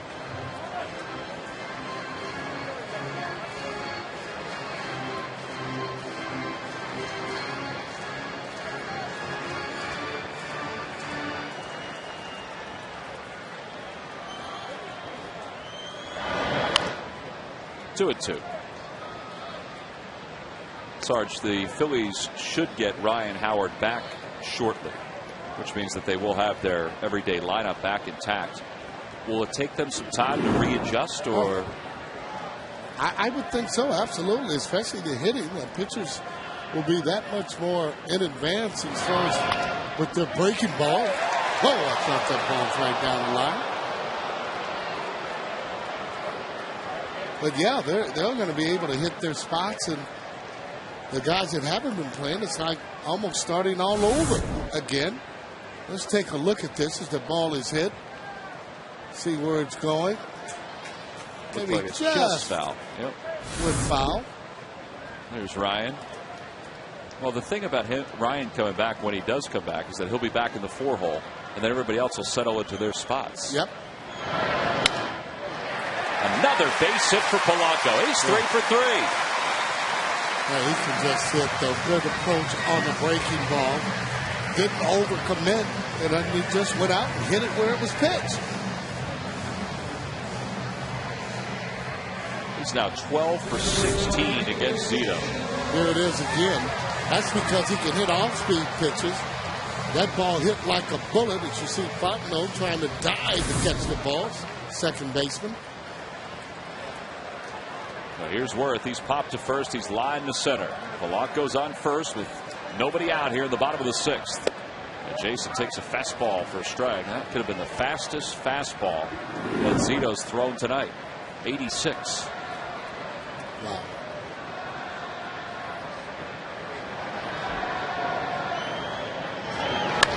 Line drive toward left. That's going to be in for a base hit. Heading to the wall. Polanco's heading to third. Worth to second. And the Phillies with 2 in scoring position right out of the chute here in the bottom of the 6th. Andres Torres took the lead in doubles, and Jason Worth has tied that lead. Yeah, and you see that approach that Jason had as he hit a breaking ball coming down to him. Well, he is safe and secure in second, safe and secure with New York Life. Kind of reminds me of being in church with that organ. Well, let's pray for a hit here, Sarge. The infield is back up the middle. The corners are in for Victorino. And he takes a pitch for a strike. It's 0-1. Shane is lined out, and he's grabbed it into a double play. Well, trying to hit the ball for sure if you can to the right side where infield is back. You get that runner in, and then you have the runner Jason Worth at second go to third.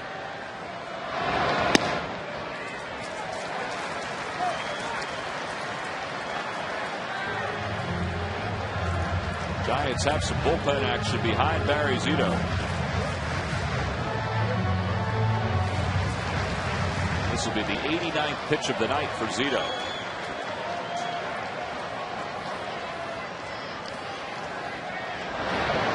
Way outside, 2-1. Santiago Casilla is up and throwing in the pen for the Giants. You see Shane's numbers with runners at third and less than 2 outs, well above the National League average. As Casilla loosens. Bruce Bochy has not seen Barry Zito struggle too much this year.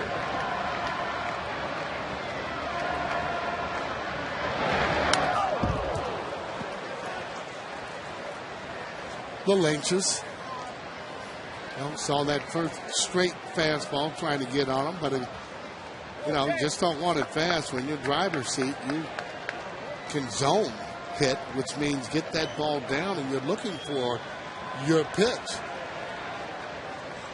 Now he can go either way. Fastball, he can throw you a breaking ball, a hard breaking ball. Line drive, base hit into left center field. Polanco's going to score. Here comes Jason Worth. He's going to score, and Victorino slides in safely. A double that drives in 2, and the Phillies take the lead. I'll give him credit. All 3 balls have been breaking balls. This one really big. Victorino smoking that ball into center field. And guess what? Nobody was covering second base. He actually saw that and made it in. pretty easily. Fontenot, the second baseman, was actually spectating as he gets the foot down. See, they're not over swinging at all, and if he did, would have been a ground ball. Now look at second base. Nobody's there as he tries to get there way too late without a throw there at second base. Great base running by Victorino. He's at second, safe and secure with New York life. Not only is Victorino safe and secure at second, but he has sent Barry Zito to the showers here in the sixth inning.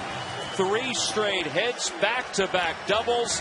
The Phillies lead it 4-2, and we have a pitching change here at Citizens Bank Park with the Phils on top by 2.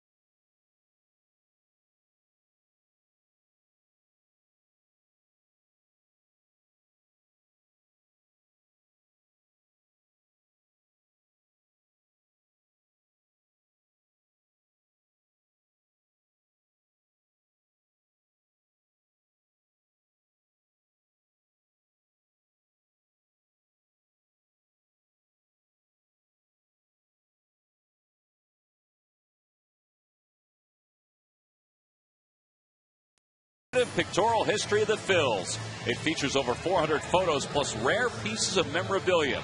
You can get it by calling 877-GO-PHILS or here at the ballpark at the Majestic Clubhouse store or online in the fan section at Phillies.com.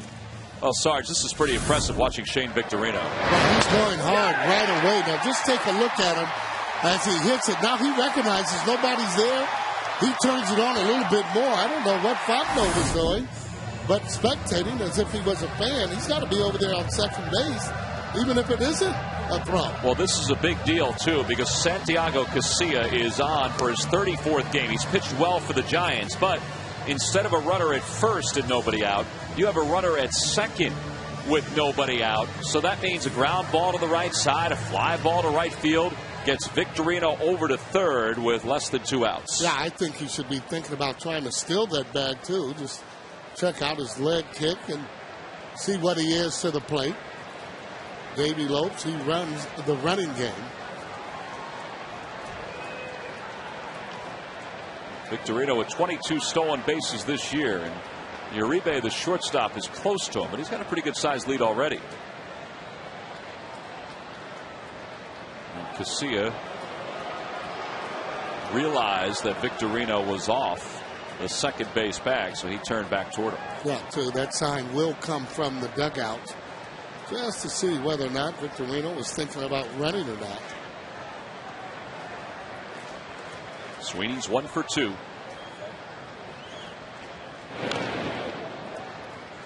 Slide step, pretty difficult to run when a pitcher slide step. Means he's not picking up his foot, just kind of sliding it to get to home plate a little quicker.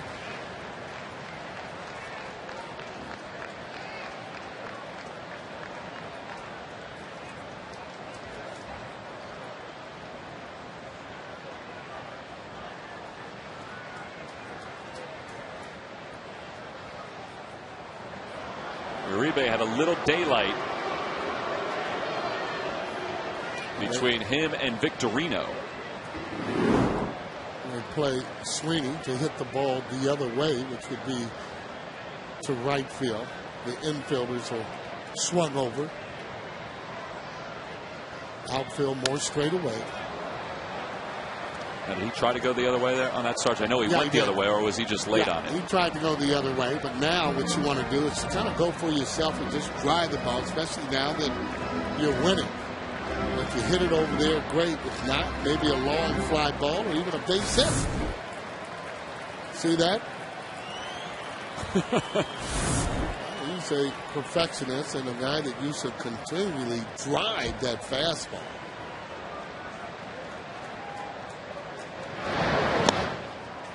One and two the count to Sweeney. On the Toyota Major League scoreboard, good news down in Atlanta. The Nationals lead the Braves 2-0. Will Nieves, an RBI and a run scored. Scott Olson is pitching in that one for the Nationals. They're in the top of the 6th, and it's 2-0 Washington. Hey, that Washington club, you can beat them, but let me tell you, you better be playing hard 27 outs against that club. Time is called. Posey goes out to talk to Casilla. Oh, those Braves, for whatever reason, I mean, they've been able to come back and win ball games late. I think they've done that the last 3 or 4 times where you think maybe they're down on the mat.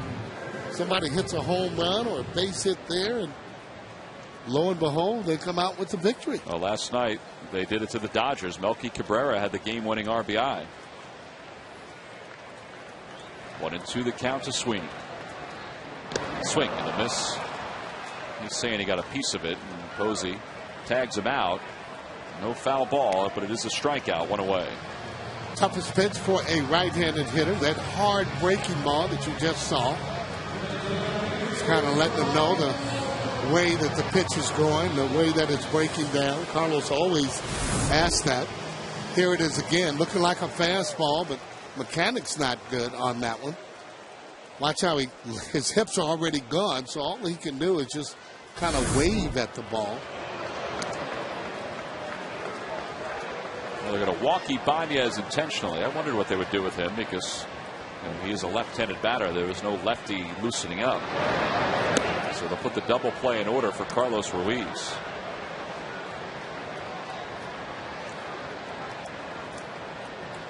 Two years ago, we might have been a little concerned about this from a Phillies standpoint, but not lately, the way Carlos has been swinging the bat. You know, and the thing is, though, hitting in that A spot, he seems to do a little bit better job. And, well, to be quite frank, any spot here lately he's been hitting and doing a great job. Clutch hitting. Well, since the 28th of July, Carlos Ruiz is hitting .407 with runners in scoring position. And you see overall .291. He's got a runner in scoring position with Victorino at second. And he has Ibanez at first. 1 out. Phillies lead at 4-2.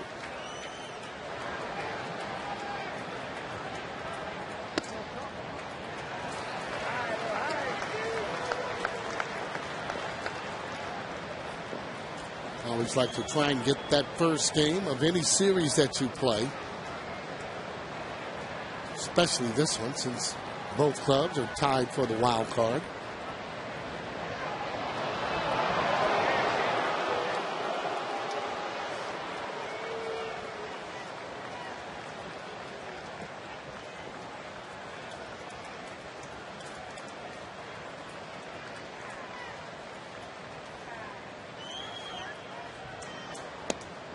On the outside corner, and it's 1 ball and 1 strike, 96. It's a 10-mile-an-hour difference between Casilla and Zito's fastball.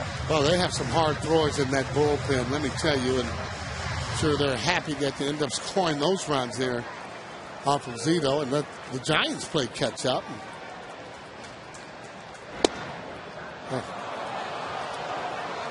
Giants bullpen, third best in the National League, with a 3.19 earned run average. Not only that, they haven't allowed a whole lot of inherited runners to score this year, and Casilla has been very good.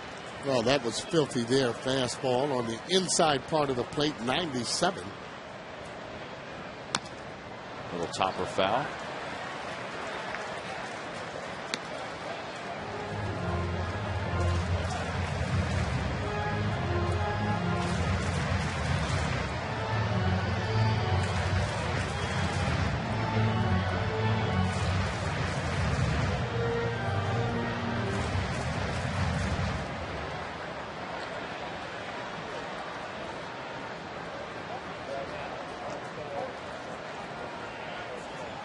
Well, the turn back to second. He's really concerned about Victorino. Shane hasn't made any kind of attempt to go to third. Not just because of reputation. They know that they want to try and keep him close. Swing and a miss. He threw some cheese right on by Carlos Ruiz. 2 away. So 2 outs with 2 on. Roy Oswalt's 2 up. Roy's been pitching pretty well, and every time the Phillies retire the opposing team in order, Comcast will make a contribution to Phillies charities. Phillies baseball is brought to you by the Xfinity Triple Play, your complete lineup for digital TV, high-speed internet, and home phone. Roy Oswalt has 3 1-2-3 innings tonight, and he hopes that he has a couple more. Right now he's hoping for a base hit. Oh, he's going to have to get that bat moving with him throwing at 95, let me tell you, and higher. That one 97.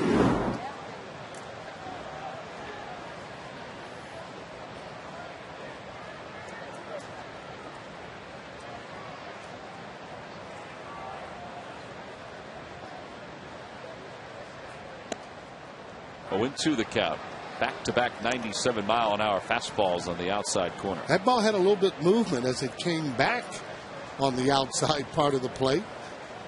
Those are the kind that you rather try and look at or swing at as opposed to the ball coming inside with that same type of movement. Boy, that's just paint. You see, it looked like he was just trying to throw that as hard as he possibly could. Wow. He's doing a pretty good job as he stays in the high 90s. Take a look where this pitch is. You called out on that pitch. You're a pitcher. You don't mind. He's got the nerve to shake off a pitch. Probably going to come right back with that fastball. Opposite way, and Huff gobbles it up. And the side is retired. The Phillies, though, take the lead on a 2-run double by Shane Victorino. They strand 2. We go to the 7th. The Phillies are on top.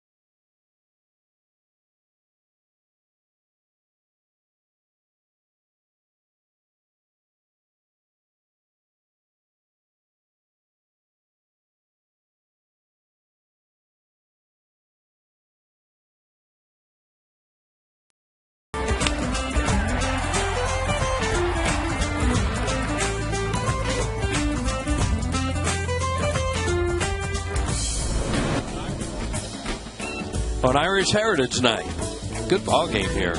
Roy Oswalt gave up 2 in the first, nothing since. Phillies pecked away and got 4 off Barry Zito. Back-to-back 2 spots there in the 5th and 6th, and that's our game right now. Pat Burrell with a home run in the first inning. Shane Victorino with a big 2-run double last inning to give the Phillies a lead, and Roy Oswalt goes after Panda Bear here in the 7th inning, Tommy. Yeah, it was a pitcher's duel through 5. Oswalt and Barry Zito. Zito last 5+, 8 hits, 4 runs. 1 walk, no strikeouts, 91 pitches. And now Oswalt ahead of Sandoval, 0-2. Well, he's had a good fastball tonight. It's just, I said before, it's kind of jumping at hitters. He's had a good fastball, and he found his off-speed stuff after that first inning and set up, of course, as you said, Tom, with his fastball. There's almost got him on a curveball there, it looked like. But, you know, he started finding his changeup. He started to use his curveball a little bit more, and then all of a sudden it started to click a little bit. But he got hurt on changeups in that first inning. 0-2 the count to Sandoval. And he fouls another one off. He had a long at bat his last time up, and eventually popped out to Jimmy Rollins at shortstop on a curve. He really can battle you, especially left-handed. He's a better left-handed hitter and a very, very deceptive contact type hitter. Right sides. Mike Sweeney waits for the room service. Hop. One away. There's Oswalt right there with the fastball, and then come back with a curveball and get a guy out front. Well, these lucky fans are tonight's Citizens 7. They were each receiving a prize pack courtesy of Citizens Bank. Citizens Bank with the most 7-day branches in the Philadelphia area. To find a branch near you, visit citizensbank.com. Rory's only in the 80s right now, 87 pitches to this point. Considering how many pitches he threw in that first. And Ian is going to drill one deep to left. That's his first home run in a Giants uniform. That's a one-run game. Well, that's why they got him, because he can pop them. And he started him with a curveball. I don't know whether it was up or not, but oh boy, he hit that a long way. Well, Guillen had 16 home runs for the Royals before they designated him for assignment and eventually traded him to the Giants. Yeah, he's been a guy that's been with a lot of teams. It was up, and he had a really good swing. A lot of times Oswalt will throw that first pitch curveball. Guy just stands there and takes it, and it's strike one. I don't know whether he looked for it, he saw it out of his hand. We normally don't see Oswalt is going to get hurt on a first pitch breaking ball like that. So it's a one-run game. Here's Uribe, who's 0 for 2 with a couple strikeouts. And it's 1 ball and 1 strike.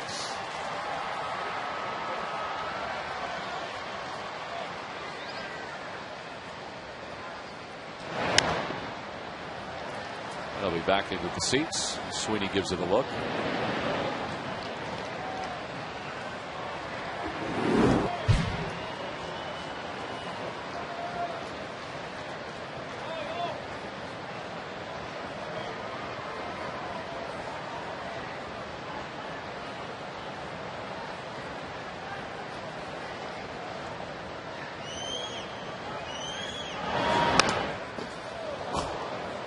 About hitting one out of the catcher's glove. It was almost like he was protecting on a fastball. I don't know how you can protect on Oswalt. Throws 93, 90. That was 94. He looked for something, try to foul off his fastball. He did somehow. He fouls off another one. Well, you know, Oswalt saw that. You know, they'll see that, a veteran pitcher and catcher, that, you know, the guy looked like he was looking off speed there and thought he could foul off his fastball. So he's thinking, I'm going to try and throw one by him here if he's trying that again. Look at the difference in the innings, Wheels. 9 and 7 pitches in the 5th and 6th. Yeah, that's why his count's so low with a 25 pitch inning. Opposite way, that'll go foul. You know, they just stay away from him. The guy's obviously diving out looking at him because he opens up and then looks away. But, you know, you don't want to throw anything middle into him here in a one-run game, I don't think, because that's a pitch he can pop.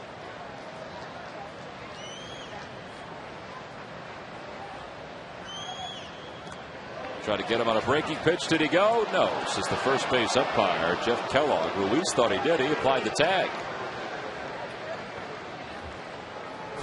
Let's see. No, he held. Yeah, Carlos Ruiz isn't sure, so he's going to pop up, tag him just in case. He was kind of startled, it looked.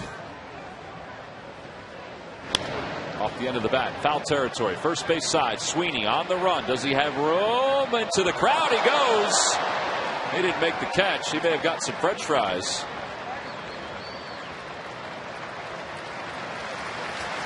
Pretty good effort.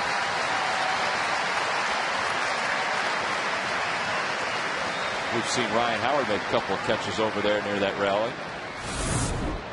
Yeah, great try. He takes one last look, and it was right on him at that point, and he flips over. It's lucky he didn't hurt himself. Yeah, he really lucky. Thought he may have cut himself. the way he looked at his forearm like that, but he's okay. Maybe he got ketchup on it or something for those fries you were talking about. And it hit him. Maybe it didn't. Maybe it hit Ruiz. I thought it hit Uribe. It hit Carlos. How'd that happen? Well, you miss it? Oh, okay, it hit the bat. I'm sorry. Yeah, he had to foul it, but the home plate umpire didn't put up his hands like a foul ball. So it counts 2-2 if it hit the bat, right? Should be. Yeah. Now it's 3-2.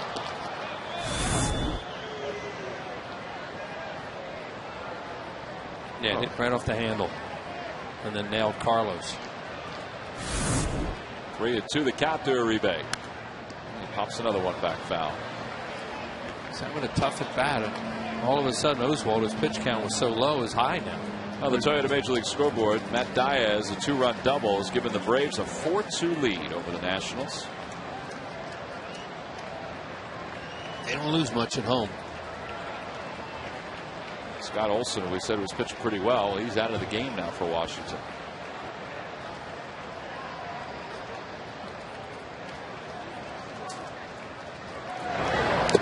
Got him. Foul tip right into the glove of Ruiz. He shook off a couple pitches, and he finally threw the changeup and picks up another strikeout. That was a great battle, and he kept battling with fastball, curveball for the most part. And as Tom said, he throws a changeup. See him choking it right there, and that had good movement on it. That thing dove down and in where you don't necessarily want it to, Uribe, but he was way out front. That's an 11 pitch at bat. 7 strikeouts now for Oswalt. And here's Fontenot. Takes a fastball inside. Roy missed a spot on that one. Fontenot is grounded out. He's lined out.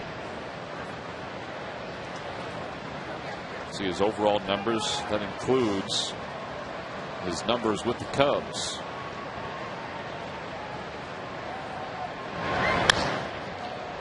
Late on a pitch, and he hits it foul. That's going to move Victorino over. 1, 2, 3, 5 steps at that point.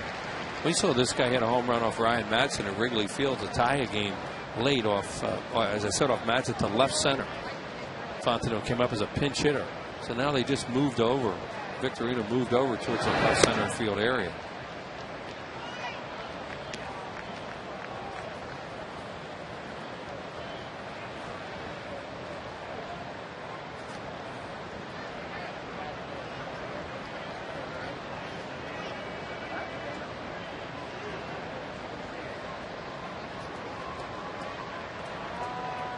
Two and 1 the count. Carlos is just getting beat up behind the plate in this inning. He is. That one got the mask. Check it out.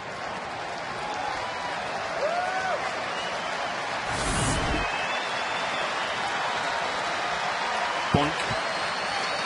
Ouch. 2-2 the count to Fontenot. Oswalt with 7 strikeouts tonight. And that one's hit hard off the bag and right into the glove of Sweeney. The race to the bag, and Sweeney wins it. And the side is retired.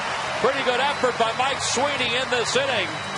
And for Roy Oswalt, he allows a run and a home run. We go to the bottom of the 7th. It's time to stretch with Jimmy Rollins, Chase Utley, and Placido Polanco due up.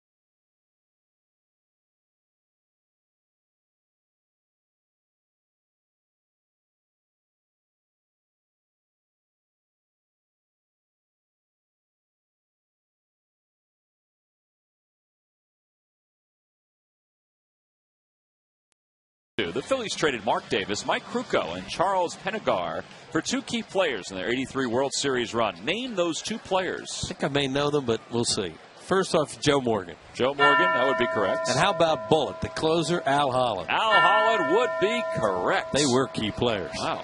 That's pretty good, Wheels. Yeah. I remember that year pretty well, Tommy. Don't forget those World Series years too often. That is true. Log back on to Phillies.com. Find out if you're the winner of a Phillies prize pack. Thanks for playing Dodge Stuff with the Fans. And we're 2 weeks away from Joe Morgan's great run in that month of September. Yeah, he was hurt almost all year, and then in September, oh, was he tremendous. Hit a home run in the World Series off that Fuchs baller. Right hand, I can't think of his name right now. The second game of the World Series. But they only won one, unfortunately. And it was game Boddicker. Mike Boddicker. Yeah, they won the first game, right, and then lost 4 in a row after that. Sarge had a great postseason with the Dodgers, beating the Dodgers. He was the National League Championship Series MVP. Oh, Gary had a great year. '83, tremendous year for him. 0-2 the count to Jimmy. 2-run singles last time up. That was Claude Osteen's name for Al Holland. He used to call him Bullet. And he could throw hard.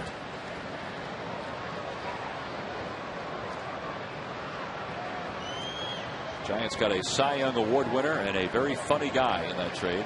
Mike Krukow. Oh, yeah. Mark Davis, of course, won the Cy Young. Not for the Giants. No, Padres. Yeah. Mike Krukow right next door. Here's Jimmy's hit. He fought one off there. He got a fastball. You know, with Zito, you really have to look for his off-speed stuff because it's so good and try and protect against his fastball. And it looked like Jimmy got one there and just fought the thing off into center field. And Roy Oswalt bunt had set it up, and they got 2 out of it. So they've got 4 runs on 2 hits tonight. Jimmy stays alive after seeing 96 and 97. He gets a curveball from Casilla. Ryan Matson is up and loosening in the pen for the Phillies. And that inning may have taken it out of Oswalt. They're going to go with the pen. This Casilla's got a good arm, and he had a tremendous curveball. It don't look like he throws changeup. It look like fastball, curveball, slider.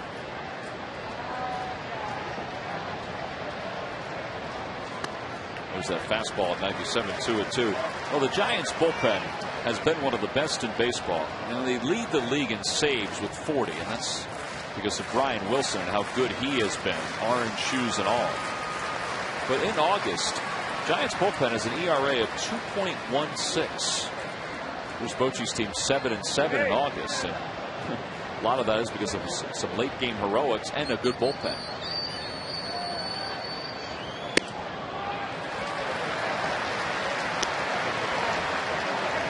Padres, that's one of the reasons why they're leading the division, because of their ERA out of the pen. Braves have thrown very well out of the pen because of Saito and Wagner and Moylan and Venters. And there's the Giants. Well, maybe the 2 best closers in the National League right now are in that Western Division. Opposite way for Jimmy Rollins. That one's hit pretty well. Burrow on the run makes the catch. One away. Ball sliced right back to Patton. He got a really good jump on it. Well, the Florida Marlins will be here for a day-night doubleheader beginning Monday, September 6th at 1:05. The 6th at night is a Hatfield Dollar Dog Night. And then Tuesday and Wednesday, both 7:05 starts. Get your tickets by going to Phillies.com. It's all part of the 24 in 23 that the Phillies have rolling. 24 games in 23 days. Mentioned Brian Wilson, tremendous closer for the Giants, and Heath Bell for San Diego. They could be as good as anybody in this league right now. Here's Chase. Well, the Padres took 2 of 3 from the Giants this past weekend to build their lead in the division to 4 games. Well, you see what the lack of a closer is doing to the Dodgers right now. They're a mess. When they tried to patch it together last night, didn't get away with it because they just want to stay away from Broxton. That's a fun night. To make them play a night game in a Monday night wraparound game in Atlanta, fly home and play home in Los Angeles tonight, and lose that game like that, 3.5 hours. It must have been a fun flight. They had a couple of them on this trip. They probably sent Kershaw ahead. Right? I would think so. Tonight. Yeah, I would think they did that. Chase breaks his bat. Slow roller to second. Fontenot throws him out. And 2 outs here in the 7th.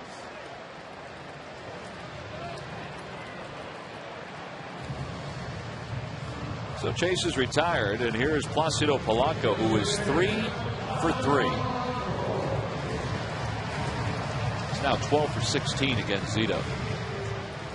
Yeah, he did a good job of hitting some changeups on him. You know, he obviously blew, but he hit some other balls hard off him. 324 now for Polanco on the 3 for 3 night.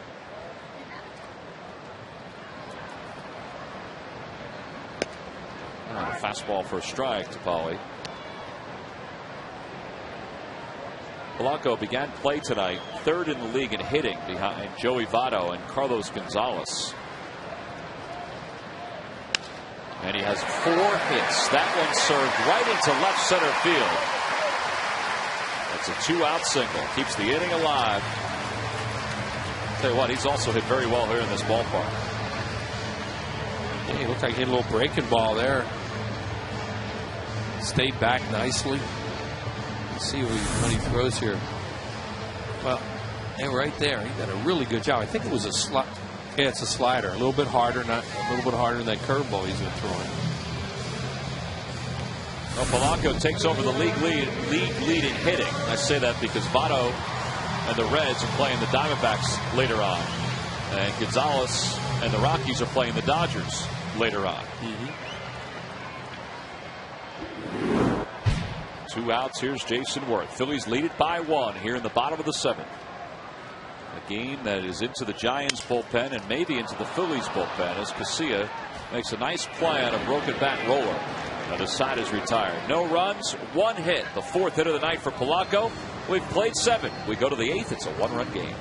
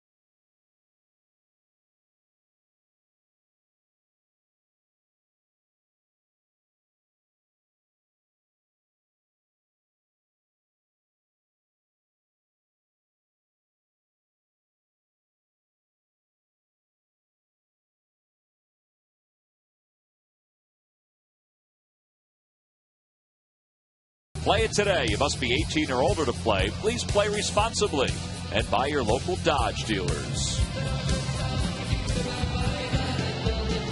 And we go to the top of the 8th inning. A gorgeous night for baseball. 45,401 on hand to watch Game 1 of this 3-game series between the Phils and the Giants. It is Irish Heritage Night here at the Yard. Little Irish dancing up top of the dugout.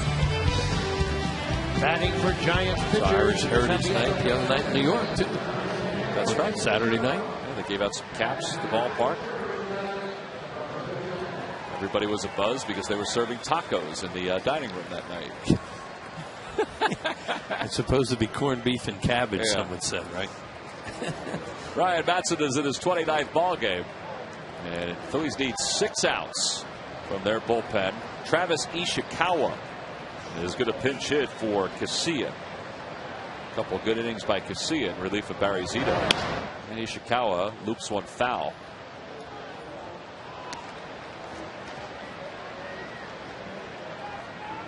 There's J.C. Romero and Chad Durbin both loosening up in the pen. In case Charlie wants to play matchups here in the 8th. Barrow against the lefty, and then if he needs to bring in another right-hander. 1-1 the count. Yeah, what he really wants is to get 6 outs out of Madsen and Lynch. And that's it. That's what he hopes. You know, you got to be ready. Ishikawa has been one of the better pinch hitters in the league, as you see there. 11 pinch hits and 28 at bats. This is only his second appearance against Madsen. He's 0 for 1 against him. Well, last time Ryan faced the Giants was when he kicked that chair. He spent some time on the disabled list after that chair.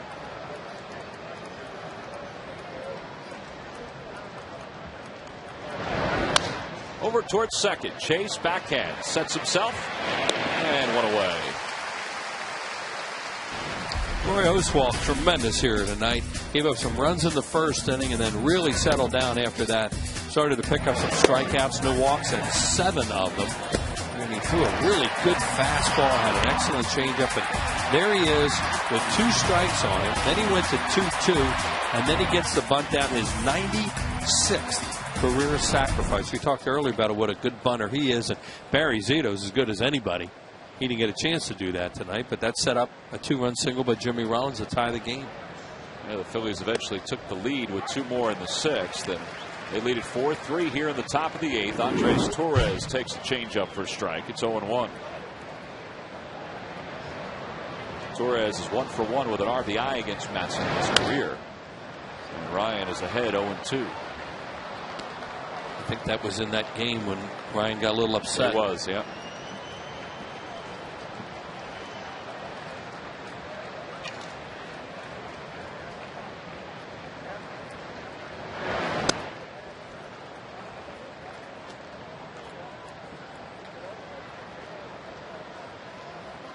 Buster Posey waits on deck.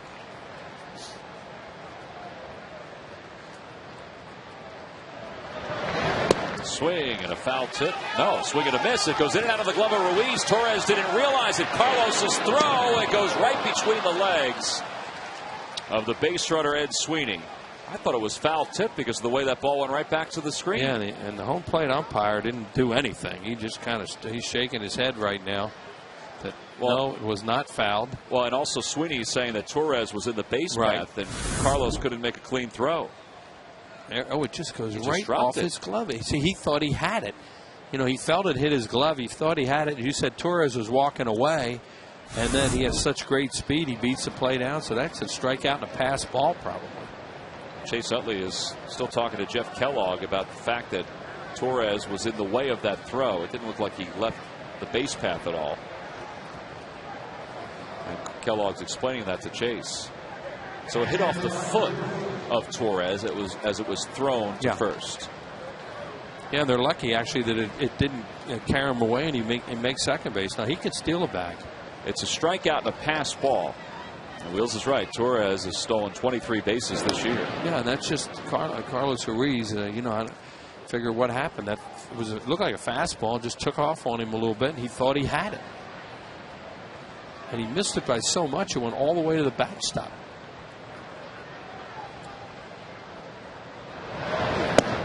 Posey lays off, and it's 1 ball and no strikes. Posey tonight has singled twice, once in the first, once in the third, and grounded to shortstop.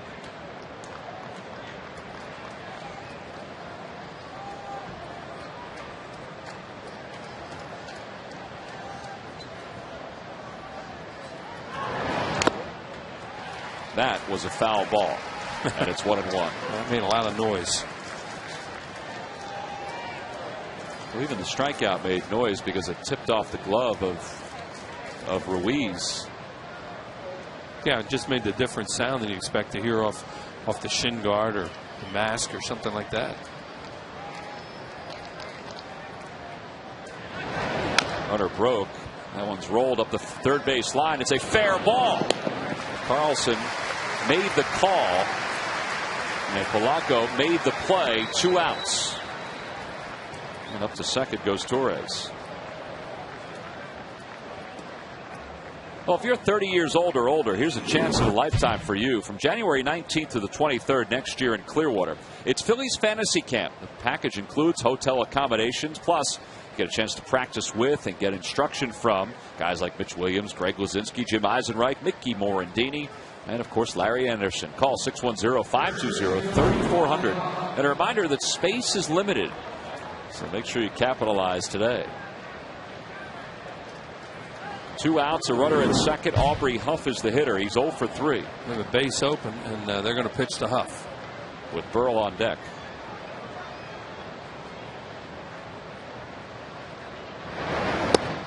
Strike at the knees. That's not where Carlos wanted it, but Huff was taken, and it's 0-1.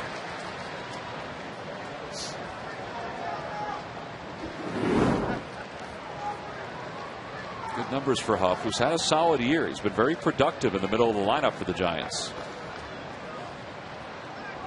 Watching some of their games a month or two ago, they were talking about Huff being their most productive offensive player this year. 20 home runs, 68 runs batted in. 8th in the league in on-base percentage, and he's walked a lot. That's one of the reasons why his on-base percentage is so high. Changeup swung on and missed. It's 0-2. Good idea, Ryan Matson's fastball away, changeup away. Stay away from his power. And now Victorino just moved a couple steps toward left center because they're pitching him away. There's the changeup. 0-2 the count here at the top of the 8th. Phillies leading by 1 with a runner in scoring position. In the dirt, blocked by Ruiz. Maybe they thought they can get Huff to go fishing.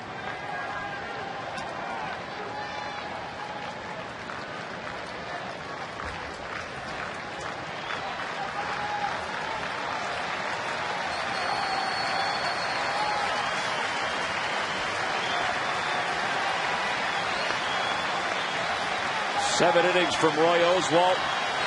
Phillies are looking for the 8th from Ryan Matson and the 9th from Brad Lidge.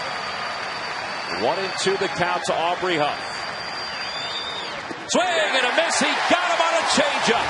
Worked it away for all 3 strikes, and the side is retired. Matson needed 2 strikeouts and 4 batters to get through the 8th. No runs, no hits. 1 man left in scoring position. We played 7.5 here in Philadelphia. The Phils hanging on to a 1-run lead.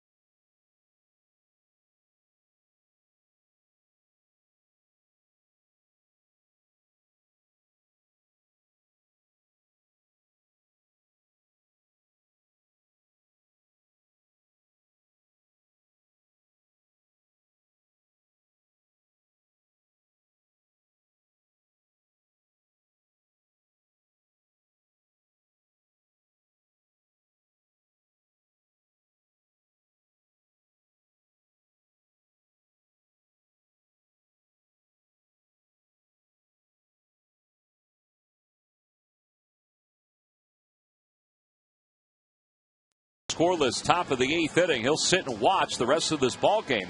We go to the bottom of the 8th. The Phillies are hanging on to a 1-run lead. Travis Ishikawa will stay in the game for the Giants, and he'll be at first base. Chris Ray is the new pitcher for the Giants. They acquired Ray in a deal with the Baltimore Orioles earlier this year. His 20th game in the National League, 3-0 with a 3 earned run average. He was the closer at one time for the Orioles, then had arm problems and surgery. And he is now one of the setup guys for San Francisco. And the setup guy for the Phillies did his job. And now Brad Lidge starts to loosen in the bullpen for the 9th inning. Really good job by Ryan Madsen after the strikeout pass ball. And I think the best thing he did there was to just stay away from Aubrey Huff. And if he beat him, he's going to have to be the other way. And Huff looked like he was trying to give him the lead, not tie it. Madsen's only allowed 1 run in his last 14 appearances. Pretty impressive stuff. Yep. This guy, we saw Ray when he was really throwing well for the Orioles a few years ago when the Phillies were down there. And, boy, he had a good fastball. But as you said, Tom, he's had some arm problems. Victorino has a 2-run double tonight. And he lines one to right field. He's going to be aboard for the 2nd time. An off-speed pitcher, either changeup or breaking ball. And kind of hung right in the middle of the plate, and Shane nailed it. Let's see what this was. Well, it's a curveball. Nice piece of hitting there by Shane with a hanger right in the middle of the plate. Oh, leadoff single for Victorino. By the way, Wheels, I have to apologize. I said that the Ray came from the Orioles. It came from the Rangers in the Benji Molina trade. He was with the Orioles last year. Right. And was with the Rangers this season. Well, you see, he's still 90 to 95. Fastball, curveball, slider. Base stealers 4 out of 5 against him. Victorino leads off first. 1-0 the count to Sweeney. 2-0. He was going then, Victorino, and he just almost fell on his nose. Or it sure looked like he was going. Watch. Whoa. Didn't look like he liked his jump. I don't know what it was. The brake sure came on.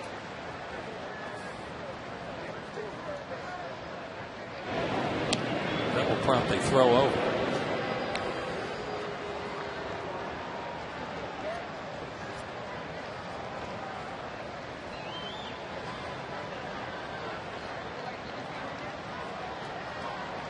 Boy, they'd like to get another run here.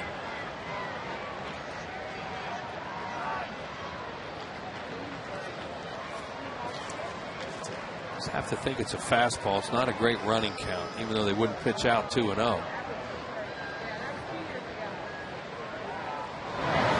It is a fastball outside, 3-0. Figure Sweeney's going to be taken here. We'll see.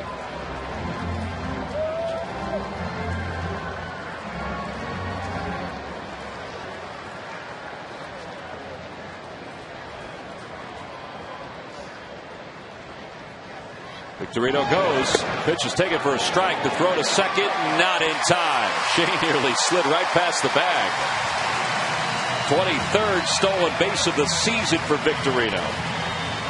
And he's in scoring position. I talked to Davey about that one time, about running a 3-0. And, you know, he says it depends on what they've seen from the pitcher to that point. And they had seen enough that they felt that they could go. You know, sometimes they just don't move over. They're not as careful on a 3-0, you know, because he says the pitcher's so intent on throwing a strike there and not walking the guy that sometimes he'll be a little more deliberate to the plate, and if they saw something early, they will go 3-0 if he has a guy who can run, and that appeared to be what they did there. That guy is so great to talk baseball with. You learn so much from him. About every facet of the game. Oh, everything. I used to dislike him so much. Well, because he still thinks he was safe. Well, he was out. 3-1 the count to Sweeney.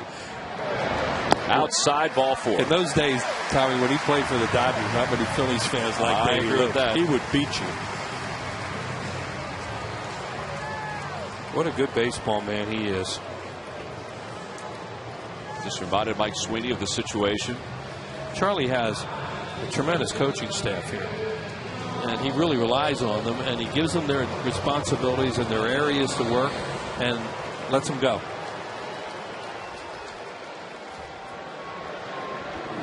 No, he will not be bunting. Although they are, although, you know, Sandoval's up at third for some reason. I guess they have to protect against it. Maybe for one pitch. Yeah. Not going to bunt with Ibanez with a right-handed hitter on there. 0-1 the count to Ibanez with runners on first and second.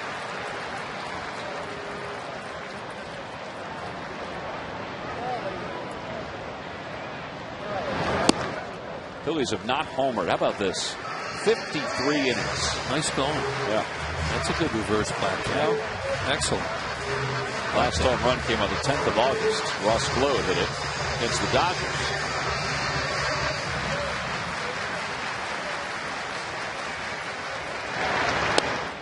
Gload was out there doing everything today real early. And that's probably one of the reasons why they made the moves that they did make, because they felt he was ready to go. If they hadn't, they would have DL'd him. And that would have been the move for Utley. Right, because they could have retroed it to his last appearance, which was when he hurt the groin. Exactly. But he was running the bases, doing taking ground balls, doing everything. Line drive, base hit into right field. Victorino's around third. He's being held there. Guillen has a very strong arm. And that ball was hit hard to right. And there's nobody out. Everything about that, Tom, as you just described, complete with nobody out. Stop sign goes up.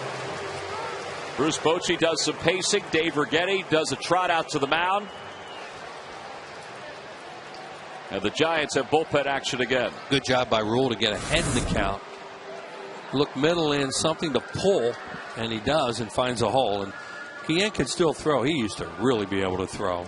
And Shane Victorino gets a good break there. He gives Sam Palazzo a chance to score it, but no, with nobody out. Well, and you figure you have a pinch hitter up after Ruiz. It's not Ryan Matson, and it's going to be Ross Gload. Yeah, everything about that says you stop him there. Guillen, we used to see him when he was a kid with the Pirates in spring training. Oh man, could he throw? But he's had a lot of problems throughout the year, and that's why he bounces from team to team, but he's really talented. Ramon Ramirez is loosening in the pen for the Giants. He's upstairs. Brad Lidge downstairs. The infield is in for San Francisco. And the Phillies, well, their go-to guy in these situations is up, Carlos Ruiz. And he takes one outside, 1-0. Well, great chance for more here because, as you said, Tom, they have to play all the way in right now. They can't afford to play back for a double play and give up a run.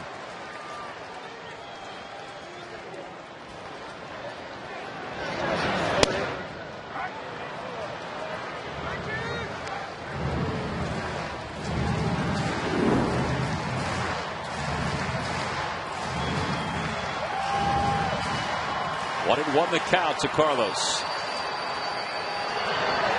Line drive toward left field. That's pretty deep. Burrow's not going to get that one. It's off the wall. One run scores. Here comes Sweeney. He's going to score. He has been Mr. Clutch the entire second half of the season. A two-run double for Carlos Ruiz, and the Phillies have built a cushion. 3 swings of the bat tonight produced 6 runs. 3 hits, both with 2 runs knocked in on them.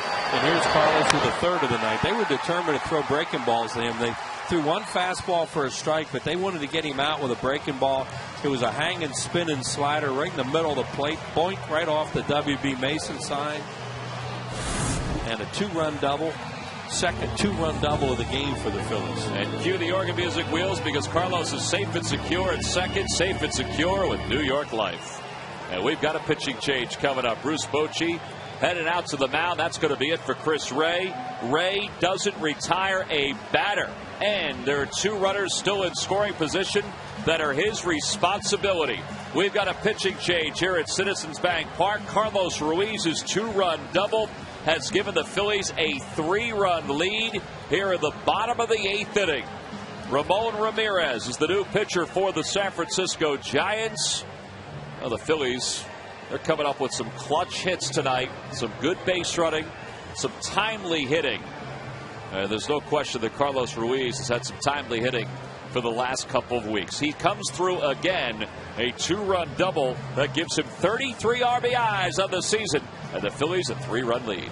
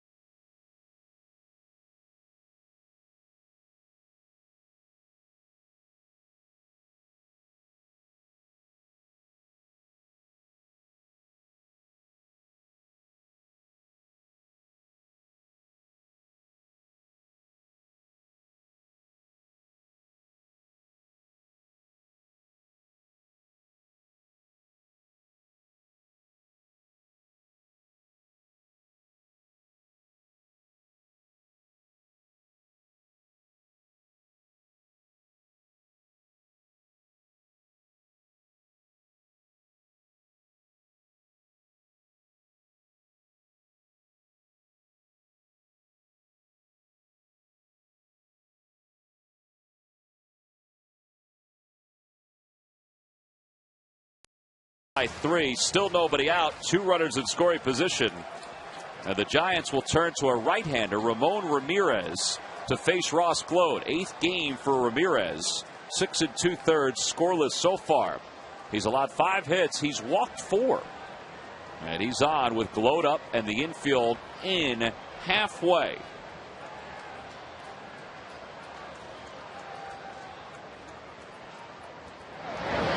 Gload, a topper, right side of the mound. Ibanez broke, but then went back. Fortunately, Ruiz saw it because he went halfway and went back. 1 away. Tough for Gload right there. You know, he has a swing of bat in a week. Comes off the bench. He's going to try and hit a fastball, and a guy throws him a changeup. And he just nubbed it right off the end of the bat. Like, come on. How about a first ball fastball? Good sign, though, that he was out there swinging and was able to pinch hit. Yeah, and yeah, exactly. You know, like I said, I saw him before the game, and Scott Sheridan was putting him through all kinds of drills, and he was fine, or he looked like he was fine. Ruben Amaro Jr. was out there watching him also to see what they were going to do. Phillies last saw Ramon Ramirez when he was wearing a different uniform. He was with the Red Sox earlier this year. In fact, he pitched here at Citizens Bank Park, and the Phillies scored some runs against him. 28-year-old was 0-3 with a 4.46 ERA with the Red Sox.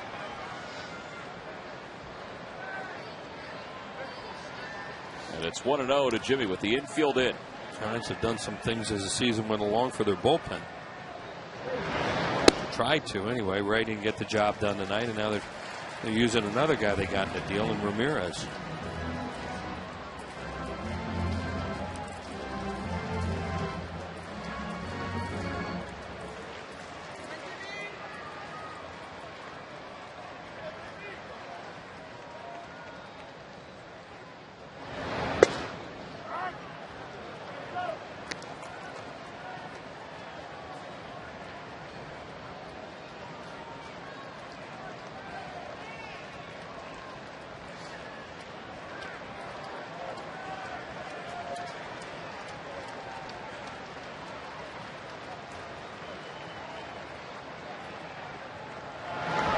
Jimmy hits it hard into right field, a base hit. Ibanez scores, holding at third. Ruiz, Guillen bobbles, and the Phillies lead it 7-3. That was to play the infield in. Boy, you got all kinds of room to shoot one through, and that's just what Jimmy took advantage of. 3 RBIs tonight for J-Roll. Yeah, and left-handed too. That'd feel good for him because he's really struggled with the bat left-handed lately. And he hit that one on the nose, but as I mentioned, with the infield in, they can't get to this. Here it is. High fastball, got on top of it. Second baseman all the way in. Terrio, or Fontenot, and shoots it right through. They've kind of gone together the last few years. Terrio, Fontenot, LSU, Cubs, both Dodgers, Giants. Now the chase is back on in so many ways as Chase Utley 0 for 4 tonight gets a chance to bat with 2 aboard and 1 out here in the bottom of the 8th. Just to see what they do. Well, they're not finished scoring maybe. Whoops. Jimmy's caught. And Ishikawa can't track him down, and Jimmy nearly eluded the tag, and Uribe, according to the second base umpire Larry Vanover, got him, but something's going on, and here comes Ruiz. He's going to score. They call a balk? They must have called a balk before all of it happened. They're saying that Ramirez didn't step off. That was a late call by Mark Carlson. I don't know who called it, but that's what it looks like they called it. Yep, they're saying that they called a balk. 8-3 Phillies.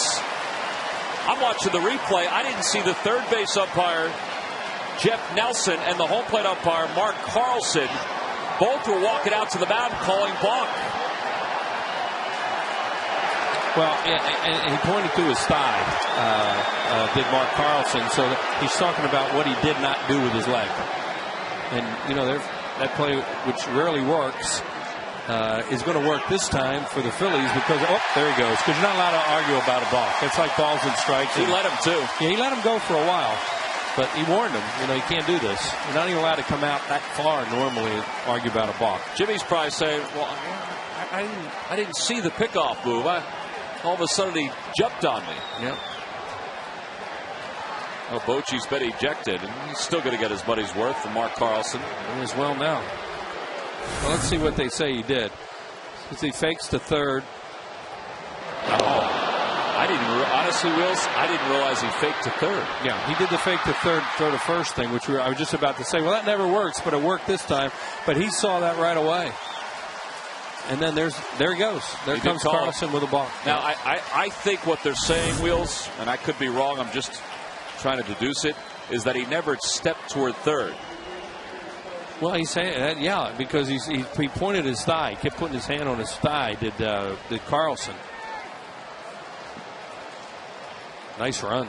Now, Lidge is all heated up out there, but this is way out of a save situation now, so they may bypass him. So the balk makes it a 5-run game. See, now you have to step to third and then can't deceive the runner. And they're going to say that he didn't step to third, that his foot came towards home plate. And he was leaning toward first. Yeah. Like he was backing toward first. Yeah, that's what they called. So they deceived the runner. And you could see when Bochy came out, Carlson, what I did. He must have said right away, who called that? He said, I did. And that's when Bochy got in his face a little bit. He did let him talk about it. Chad Durbin starts the throw again in the pen. He's been throwing on and off tonight.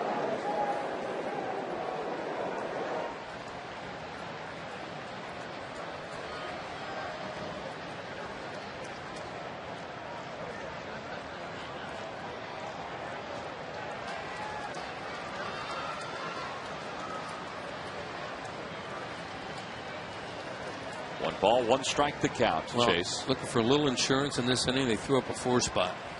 That's a lot of insurance.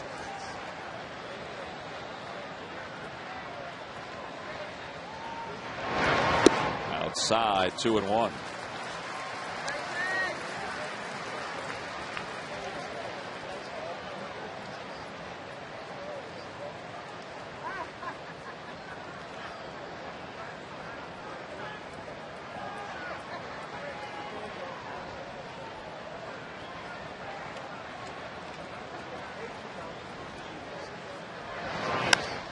Opposite way for Chase, slicing toward foul territory. Burrow gives it a look, but it's out of play.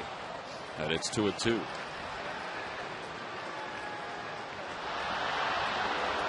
Well, the night began with the Phillies trailing it 2-0 after the top of the first.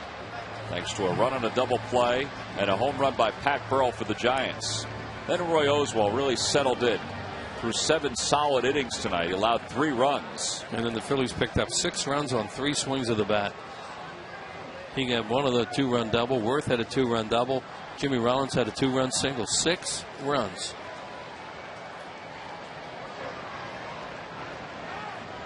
Chad Durbin throwing out there now, and Lidge is taking a seat. So that answers that.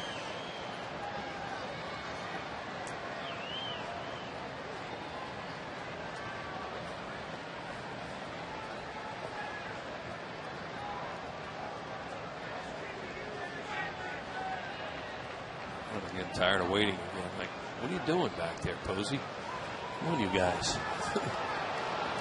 See him rocking back and forth in the batter's box, trying to keep some kind of rhythm and timing.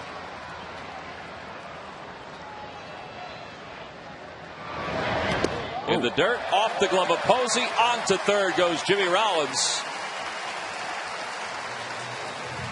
And a wild pitch. I mentioned the last time Ramirez pitched here in Philadelphia.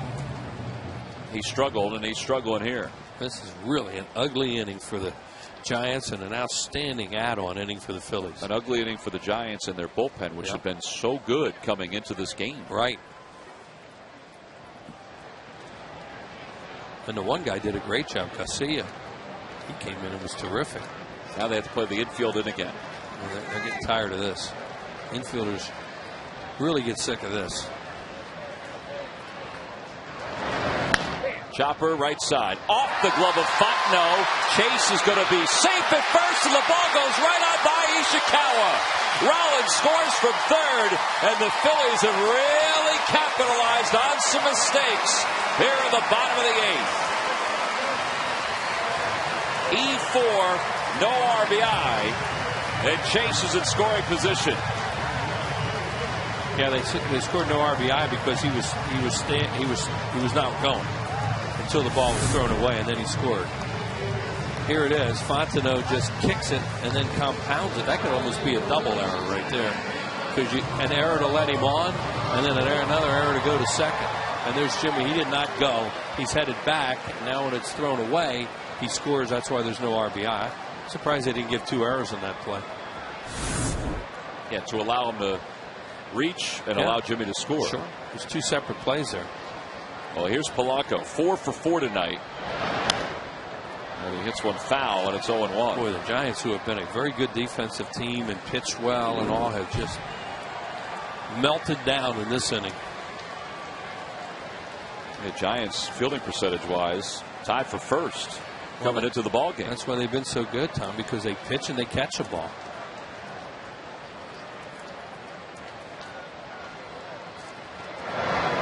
Polanco lines one to center. Chase didn't read it right away, but then picked up on it. 2 outs. And the Phillies have officially batted around here in the 8th.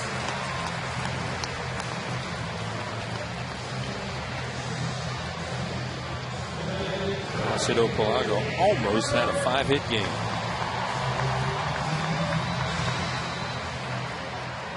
"17 innings this year where the Phillies have scored 5 runs or more."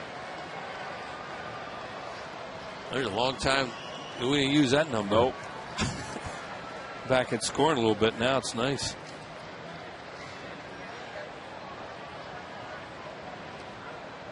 Polanco has had 5 hits in a game 3 times in his career. Last time was last May, or actually in 08, in May of 08 against Boston. He had that kind of swing tonight where it looked like he could get it. On the outside corner to Worth. Jason's 1 for 4 tonight. He doubled and scored in the 6th. Phillies have had 2-run base hits from Jimmy Rollins, Shane Victorino, and Carlos Ruiz in the game. Plus they've scored a run on a balk, on an error, and another base hit by Jimmy Rollins.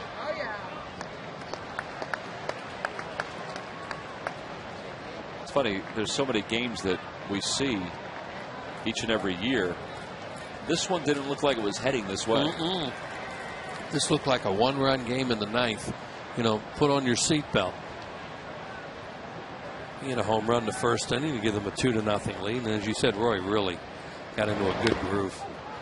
Foul ball, and that got a piece of Posey. He's had a tough night. Got hit in the back of the head with a backlash. One of the articles the other day said he wasn't going to play today. They were going to give him the day off. Is this a thumb shot? No, it's a gut shot. He hit him in a chest protector, yeah.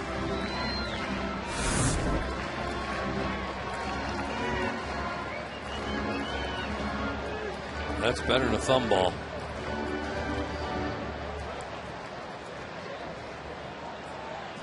He's a young guy, but he's feeling a little older right now.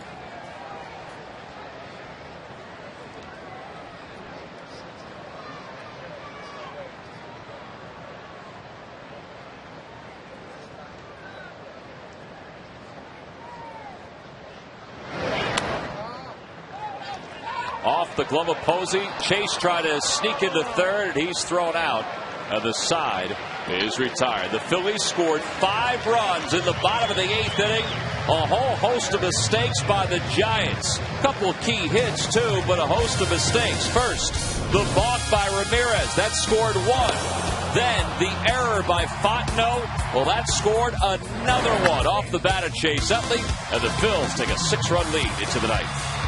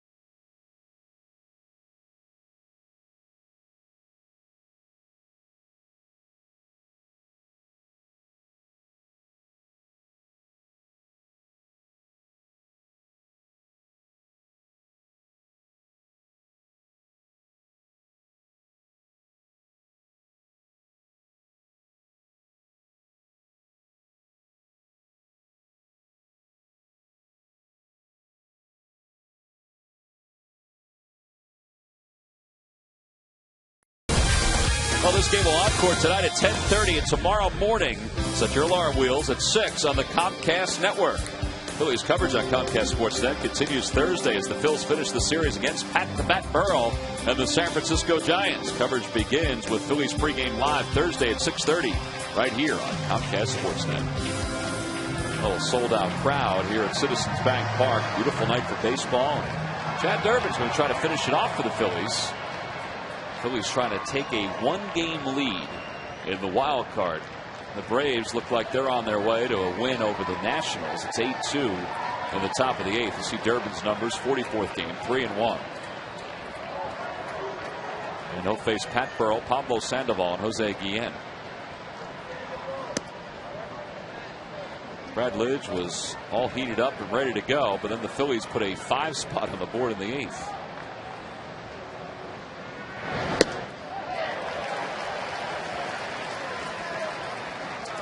There's Brad, hoping that he's cooling down and doesn't have to tune up again. Yeah, he was ready to come into the game.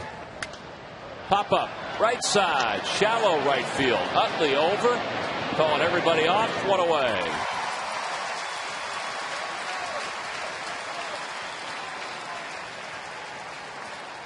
So Burrell is retired. His night includes a home run, a couple pop-ups to the infield, and a strikeout.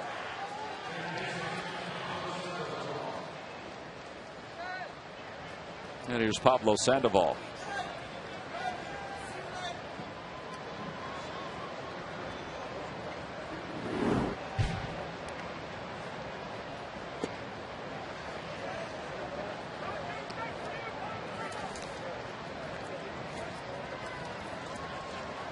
Phillies have kept Sandoval off the base paths tonight. And it's 1 ball and 1 strike. Now, they're not worried about his speed, but the fact that he's been kept off the base paths means that he has not driven any runs, popped any doubles. He's been swinging a lot better lately, too, they say. He had a little bit of a funk going and now hitting again. This guy's a good hitter.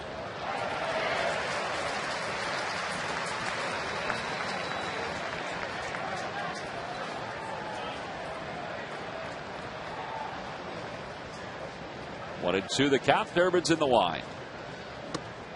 What? Sandoval, did he go? No, says the third base umpire, Jeff Nelson. How could he stop that? That's amazing. I mean, he was in full hack at a high fastball. Oh, he did. Good call.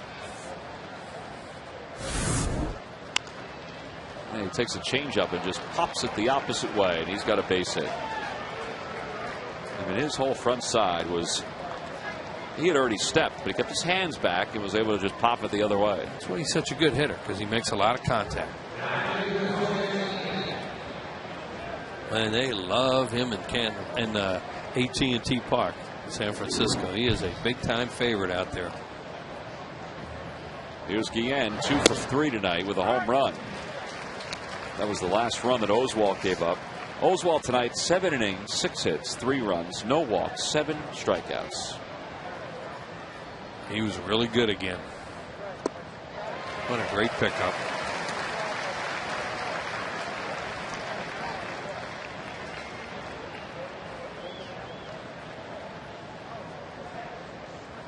Looks like they got him a lot of runs. Well, he would have thought 4 was a lot. Yeah, just enough.